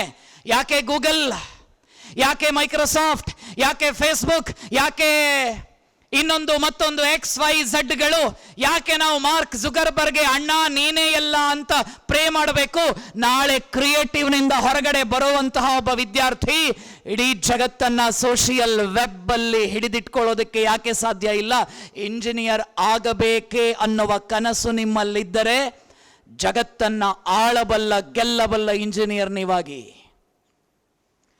ಡಾಕ್ಟರ್ ಆಗಬೇಕು ಅನ್ನುವಂತಹ ಯೋಚನೆಗಳು ನಿಮ್ಮಲ್ಲಿದ್ದರೆ, ನಾನು ಡಾಕ್ಟರ್ ಆಗುವಂಥದ್ದು ನಿಶ್ಚಿತ ಅನ್ನುವಂತಹ ಯೋಚನೆಗಳು ನಿಮ್ಮಲ್ಲೇನಾದರೂ ಇದೆ ಅಂತಾದರೆ, ವಿಶ್ವಕ್ಕೆ ಕಣ್ತೆರೆಯುವ ಮೊದಲು ಚರಕ ಸುಶ್ರುತ ವಾಗ್ಭಟ ವಿಶ್ವಕ್ಕೆ ಆದರ್ಶಗಳನ್ನು ಕೊಟ್ರಲ್ಲ ಒಬ್ಬ ಒಳ್ಳೆಯ ಡಾಕ್ಟರ್ ಆಗಿ, ಅಂತಹ ಆದರ್ಶಪ್ರಾಯ ಡಾಕ್ಟರ್ ನೀವಾಗಿ. ನಿಮಗೊಬ್ಬ ಒಳ್ಳೆಯ ಕಾಮರ್ಸ್ ಸ್ಟೂಡೆಂಟ್ ಆಗಿ ಹೊರಗಡೆ ಹೋಗಬೇಕು ಅಂತಂದ್ರೆ, ಎಂಥ ಕಾಮರ್ಸ್ ಸ್ಟೂಡೆಂಟ್ ನಾವು ನೀವುಗಳಾಗಬೇಕು ಅಂತಂದ್ರೆ, ನಿಮ್ಮ ಆಡಳಿತದ ಅವಧಿಯಲ್ಲಿ ಭಾರತ ರೂಪುಗೊಳ್ಳಬೇಕು. ಭಾರತದ GDP ಜಗತ್ತಿನ ಎಲ್ಲ ದೇಶಗಳ GDPಯನ್ನು ಮೀರಿಸಿ ಮುಂದೆ ಹೋಗಬೇಕು. ಕೃಷ್ಣದೇವರಾಯರ ಕಾಲದಲ್ಲಿ ಭಾರತದ GDP, ಮಧ್ಯಕಾಲೀನ ಭಾರತದಲ್ಲಿ ಭಾರತದ GDP, ಗುಪ್ತರು ಈ ನೆಲವನ್ನು ಆಳ್ತಾ ಇದ್ದವಾಗ ಭಾರತದ GDP ಜಗತ್ತಿನ ಮೋರ್ ದ್ಯಾನ್ 50% ಇತ್ತಲ್ಲ. ಅಂತಹ GDPಯನ್ನು ನಿಮ್ಮ ಮೂಲಕ ಭಾರತ ಪ್ರವರ್ಧಮಾನವಾಗಿ ಬೆಳೆಯುವಂತಹ ಯೋಚನೆಯನ್ನ ಬೆಳೆಸ್ಕೊಳ್ಬೇಕು. ಯಾಕೆಂದ್ರೆ ಇವತ್ತು ನಾನು ನೀವು ದೇಶಕ್ಕಾಗಿ ಬಲಿದಾನ ಮಾಡುವ ಅಗತ್ಯ ಇಲ್ಲ. ಒಂದು ಬಂದೂಕ್ ಇಟ್ಕೊಂಡು ಬನ್ನಿ ಬನ್ನಿ, ಏ ಬ್ರಿಟಿಷ್ ಬಾ, ಏ ಫ್ರೆಂಚ್ ಬಾ, ಏ ಡಚ್ ಬಾ, ಏ ಪೋರ್ಚುಗೀಸ್ ಬಾ, ಏ ಮೊಘಲ್ ಬಾ ಅಂತ ಯಾರನ್ನೋ ಕರೆದು ನಾನು ನೀವು ಯುದ್ಧ ಮಾಡುವ ಅಗತ್ಯವೇ ಇಲ್ಲ. ನಾವಿವತ್ತು ದೇಶಕ್ಕೋಸ್ಕರ ಬದುಕುವ, ನಾಡಿಗಾಗಿ ಚಿಂತನೆ ಮಾಡುವ, ಸಮಾಜದ ಸರ್ವಶ್ರೇಷ್ಠವಾಗಿರುವಂತಹ ಔನ್ನತ್ಯವನ್ನು ತಲುಪುವಂತಹ ಒಂದು ಸುಂದರವಾಗಿರುವ ದಿಕ್ಕಿನ ಕಡೆಗೆ ಹೆಜ್ಜೆಯನ್ನು ಹಾಕುವಂತಹ ಒಂದು ಅವಕಾಶವನ್ನ ಆ ಭಗವಂತ ನಮಗೆ ಕೊಟ್ಟಿದ್ದಾನೆ. ಅದನ್ನು ಕ್ರಿಯೇಟಿವ್ ವಿದ್ಯಾಸಂಸ್ಥೆಯ ಮೂಲಕ. ನನಗೆ ಗೊತ್ತು ನೀವೆಲ್ಲ ಬೇರೆ ಬೇರೆ ಕನಸುಗಳೊಂದಿಗೆ ಇಲ್ಲಿಗೆ ಬಂದಿರ್ತೀರಿ. ನಿಮ್ಮ ಸಮಯ, ನಿಮ್ಮ ಸ್ಟಡೀಸ್ ಎಲ್ಲವೂ ಕೂಡ ಆ ಚೌಕಟ್ಟಿನ ಒಳಗಡೆಯೇ ಇದೆ. ಅದರ ಜೊತೆಯಲ್ಲಿಯೇ ಸಮಾಜದ ಬಗ್ಗೆ ಚಿಂತನೆಯನ್ನ ಮಾಡಬಲ್ಲ, ಸಮಾಜದ ಬಗ್ಗೆ ಯೋಚನೆಯನ್ನ ಮಾಡಬಲ್ಲಂತಹ ಸಾಮರ್ಥ್ಯವನ್ನ ನಾವು ಬೆಳೆಸೋದಕ್ಕೆ ಸಾಧ್ಯವಾಗುತ್ತಾ? ಎಲ್ಲ ವಿದ್ಯಾರ್ಥಿಗಳಲ್ಲಿ ನಾನು ಒಬ್ಬ ಟೀಚರ್ ಆಗಿರೋದ್ರಿಂದ ಹೋಮ್ವರ್ಕು, ಅಸೈನ್ಮೆಂಟ್ ಕೊಡೋದು ನಮ್ಮ ಆಜನ್ಮ ಸಿದ್ಧ ಹಕ್ಕು.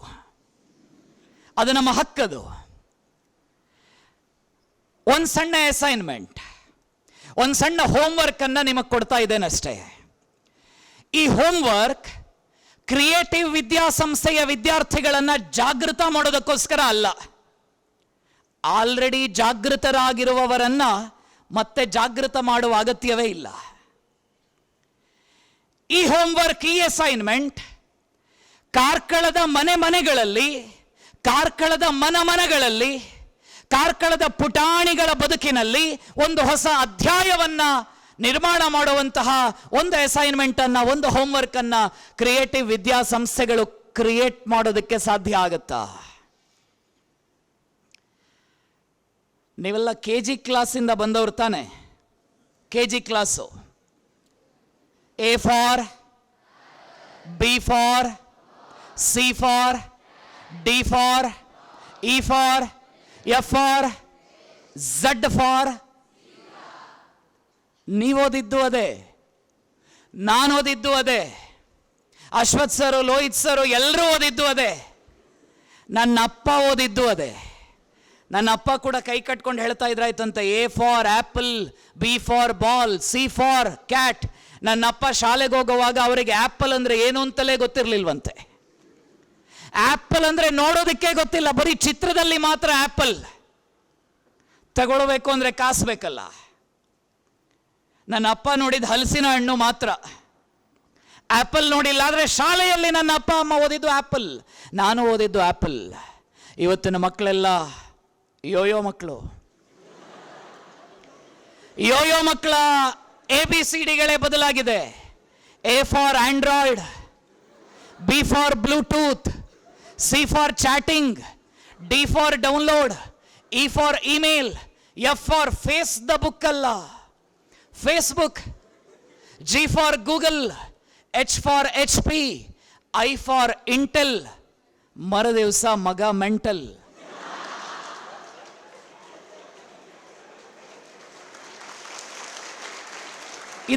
ಇದಕ್ಕಲ್ಲ,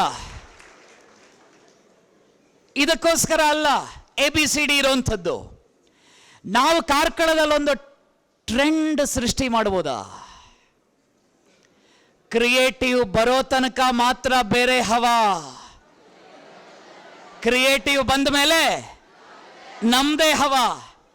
ಆ ಒಂದು ಹವಾವನ್ನ ಕಾರ್ಕಳದಿಂದ ಉಡುಪಿಗೆ, ಉಡುಪಿಯಿಂದ ಕರ್ನಾಟಕಕ್ಕೆ, ಕರ್ನಾಟಕದಿಂದ ಇಡೀ ಭಾರತದ ಮೂಲೆ ಮೂಲೆಗಳಿಗೂ ಕೂಡ ಒಂದು ಹೊಸ ABCDಯನ್ನ ನಾವು ತಯಾರಿಸಿ ಕೊಡೋದಕ್ಕೆ ಸಾಧ್ಯ ಆಗುತ್ತಾ?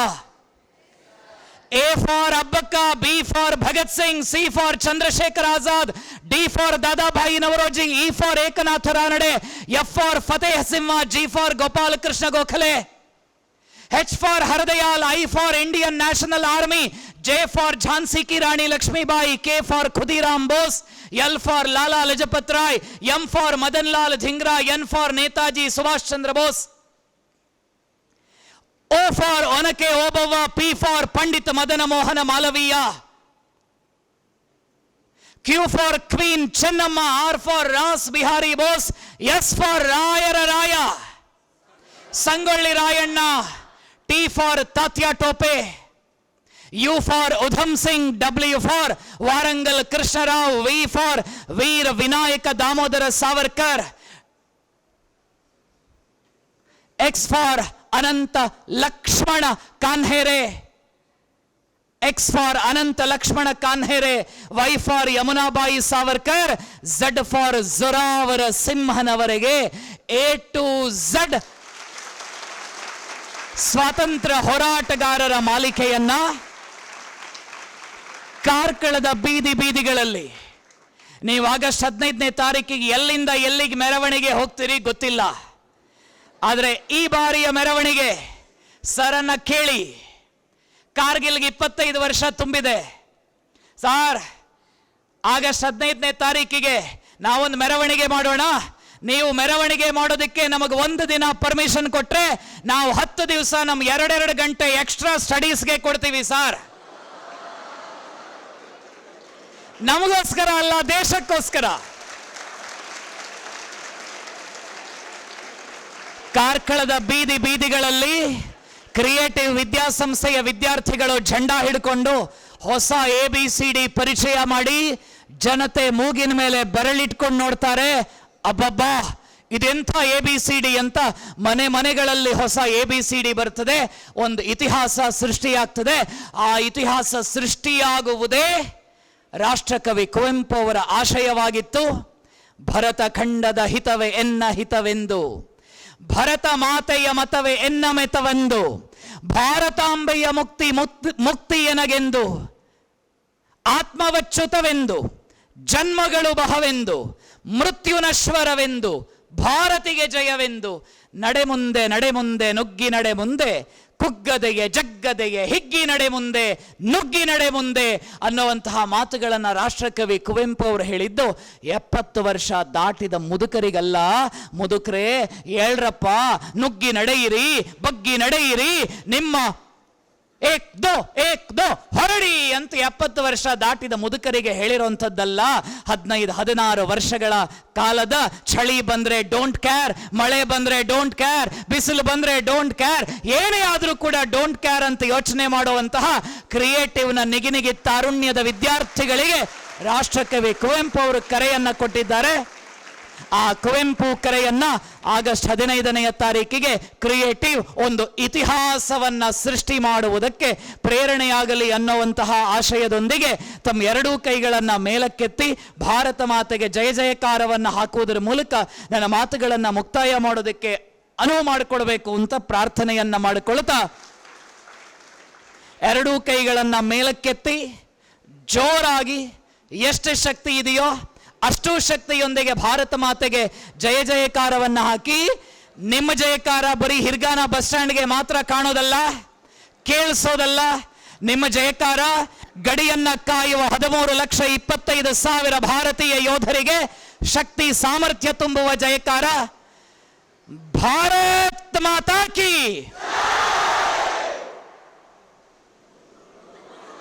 ಓಕೆ,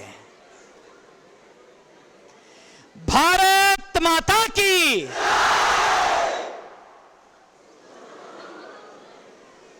ಭಾರತ್ ಮಾತಾ ಕಿ. ದುರ್ಗೆ ಮಾತಾ ಕಿ. ವಂದೇ ವಂದೇ ವಂದೇ. ಧನ್ಯವಾದ. ವೀರಭೋಗ್ಯ ವಸುಂಧರ ಈ ವಾಕ್ಯದ ಶಕ್ತಿಯನ್ನ, ಅದರ ಸಾಮರ್ಥ್ಯವನ್ನ ತನ್ನ ಅಸ್ಖಲಿತ ಮಾತುಗಳ ಮೂಲಕವಾಗಿ ನಿಮ್ಮ ಮುಂದಿಟ್ಟಿದ್ದಾರೆ ಆದರ್ಶ ಗೋಖಲೆಯವರು. ಅವ್ರ ಮಾತು ಪ್ರಾರಂಭ ಮಾಡುವ ಮೊದಲೇ ಹೇಳಿದ್ದೆ, ಪಾಯಸವನ್ನ ಸವಿಯುವ ಅಂತ. ಹೇಗಿತ್ತು ಪಾಯಸ? ಮೊದಲಾರ್ಧದಲ್ಲಿ 100 ಬಾರಿ ಚಪ್ಪಾಳೆಯನ್ನ ಹೊಡೆಯುವಂತಹ ಪ್ರಸಂಗಗಳು ಬಂದರೂ ಕೂಡ ಒಂದೇ ಒಂದು ಚಪ್ಪಾಳೆ ಬಂದಿಲ್ಲ. ಕೊನೆಯ ಭಾಗದಲ್ಲಿ ತಡಿಲಿಕ್ಕಾಗದೆ ನಾವು ಚಪ್ಪಾಳೆಯನ್ನು ಹೊಡೆಯೋದಕ್ಕೆ ಪ್ರಾರಂಭಿಸ್ತೀವಿ. ಬಹುಶಃ ಆ ಮೊದಲಾರ್ಧದಲ್ಲಿ ಆಡಿದಂತಹ ಮಾತುಗಳು ಮನಸ್ಸನ್ನು ಕೇವಲ ರಂಜಿಸಿದ್ದಲ್ಲ, ಅದು ಮನಸ್ಸನ್ನು ನಾಟಿದೆ. ಆ ಪಾಯಸದಲ್ಲಿದ್ದಂತಹ ಸವಿಯನ್ನು ನಾವು ಸವಿದಿದ್ದೇವೆ. ಮಾತ್ರವಲ್ಲ, ಅದರಲ್ಲಿರುವ ಸವಿ ನಮ್ಮ ನಾಲಿಗೆಗೆ ತಾಗಿದ್ರೆ ಸಾಲದು, ಅದರಲ್ಲಿರುವ ಸತ್ವ ನಮ್ಮ ಕಣ ಕಣವನ್ನು ಸೇರಬೇಕು, ನಮ್ಮ ಮನಸ್ಸನ್ನು ಸೇರಬೇಕು. ಆ ಎಲ್ಲ ಯೋಚನೆಗಳು, ಅವರು ಆಡಿದಂತಹ ಮಾತುಗಳು ಸದಾ ನಮ್ಮ ವಿದ್ಯಾರ್ಥಿಗಳನ್ನು ಜಾಗೃತಗೊಳಿಸ್ತದೆ. ದೇಹವನ್ನು ನಾವು ಯಾವ ರೀತಿಯಾಗಿ ಪ್ರೀತಿಸ್ತೇವೋ ಅದೇ ರೀತಿಯಾಗಿ ದೇಶವನ್ನು ಕೂಡ ನಮ್ಮ ವಿದ್ಯಾರ್ಥಿಗಳು ನಾವೆಲ್ಲರೂ ಪ್ರೀತಿಸ್ತೇವೆ ಅನ್ನುವಂತಹ ಪ್ರಮಾಣ ಮಾಡುವುದರ ಮೂಲಕವಾಗಿ ಈ ಕಾರ್ಯಕ್ರಮದ ಕೊನೆಯ ಹಂತಕ್ಕೆ ಬರ್ತಾ ಇದ್ದೇವೆ. ಈ ಕಾರ್ಯಕ್ರಮದ ನಂತರ ಪ್ರಥಮ PUC ವಿದ್ಯಾರ್ಥಿಗಳಿಗೂ ಕೂಡ ಈ ಸ್ಫೂರ್ತಿ ಮಾತು ಕಾರ್ಯಕ್ರಮ ಮುಂದುವರಿಯುವುದಕ್ಕಿದೆ. ಈ ವಿಶೇಷವಾದಂತಹ ಕಾರ್ಯಕ್ರಮದಲ್ಲಿ ನಮ್ಮ ಜೊತೆ ಪಾಲ್ಗೊಂಡಂತಹ ಅತಿಥಿಗಳಾಗಿರುವ ಶ್ರೀ ಆದರ್ಶ ಗೋಖಲೆ ಅವರಿಗೆ ಸಂಸ್ಥೆಯ ಪರವಾಗಿ, ಸಂಸ್ಥಾಪಕರ ಪರವಾಗಿ, ಸೇರಿದ ಎಲ್ಲ ವಿದ್ಯಾರ್ಥಿನಿಯರ ಪರವಾಗಿ, ಉಪನ್ಯಾಸಕರ ಪರವಾಗಿ, ಉಪನ್ಯಾಸಕೇತರ ಪರವಾಗಿ ಪ್ರೀತಿಪೂರ್ವಕ ವಂದನೆಗಳನ್ನು ಸಲ್ಲಿಸ್ತಾ ಇದ್ದೇನೆ. ಕಾರ್ಯಕ್ರಮದಲ್ಲಿ ಪಾಲ್ಗೊಂಡ ಸಂಸ್ಥಾಪಕರು ಶ್ರೀ ಅಶ್ವಥ್ SL ಹಾಗೆ ಎಲ್ಲ ಉಪನ್ಯಾಸಕೇತರ ಬಂಧುಗಳು, ಪ್ರೀತಿಯ ವಿದ್ಯಾರ್ಥಿನಿಯರಿಗೂ ಕೂಡ ಆತ್ಮೀಯ ವಂದನೆಗಳನ್ನು ಸಲ್ಲಿಸ್ತಾ ಇದ್ದೇನೆ. ಧನ್ಯವಾದಗಳು.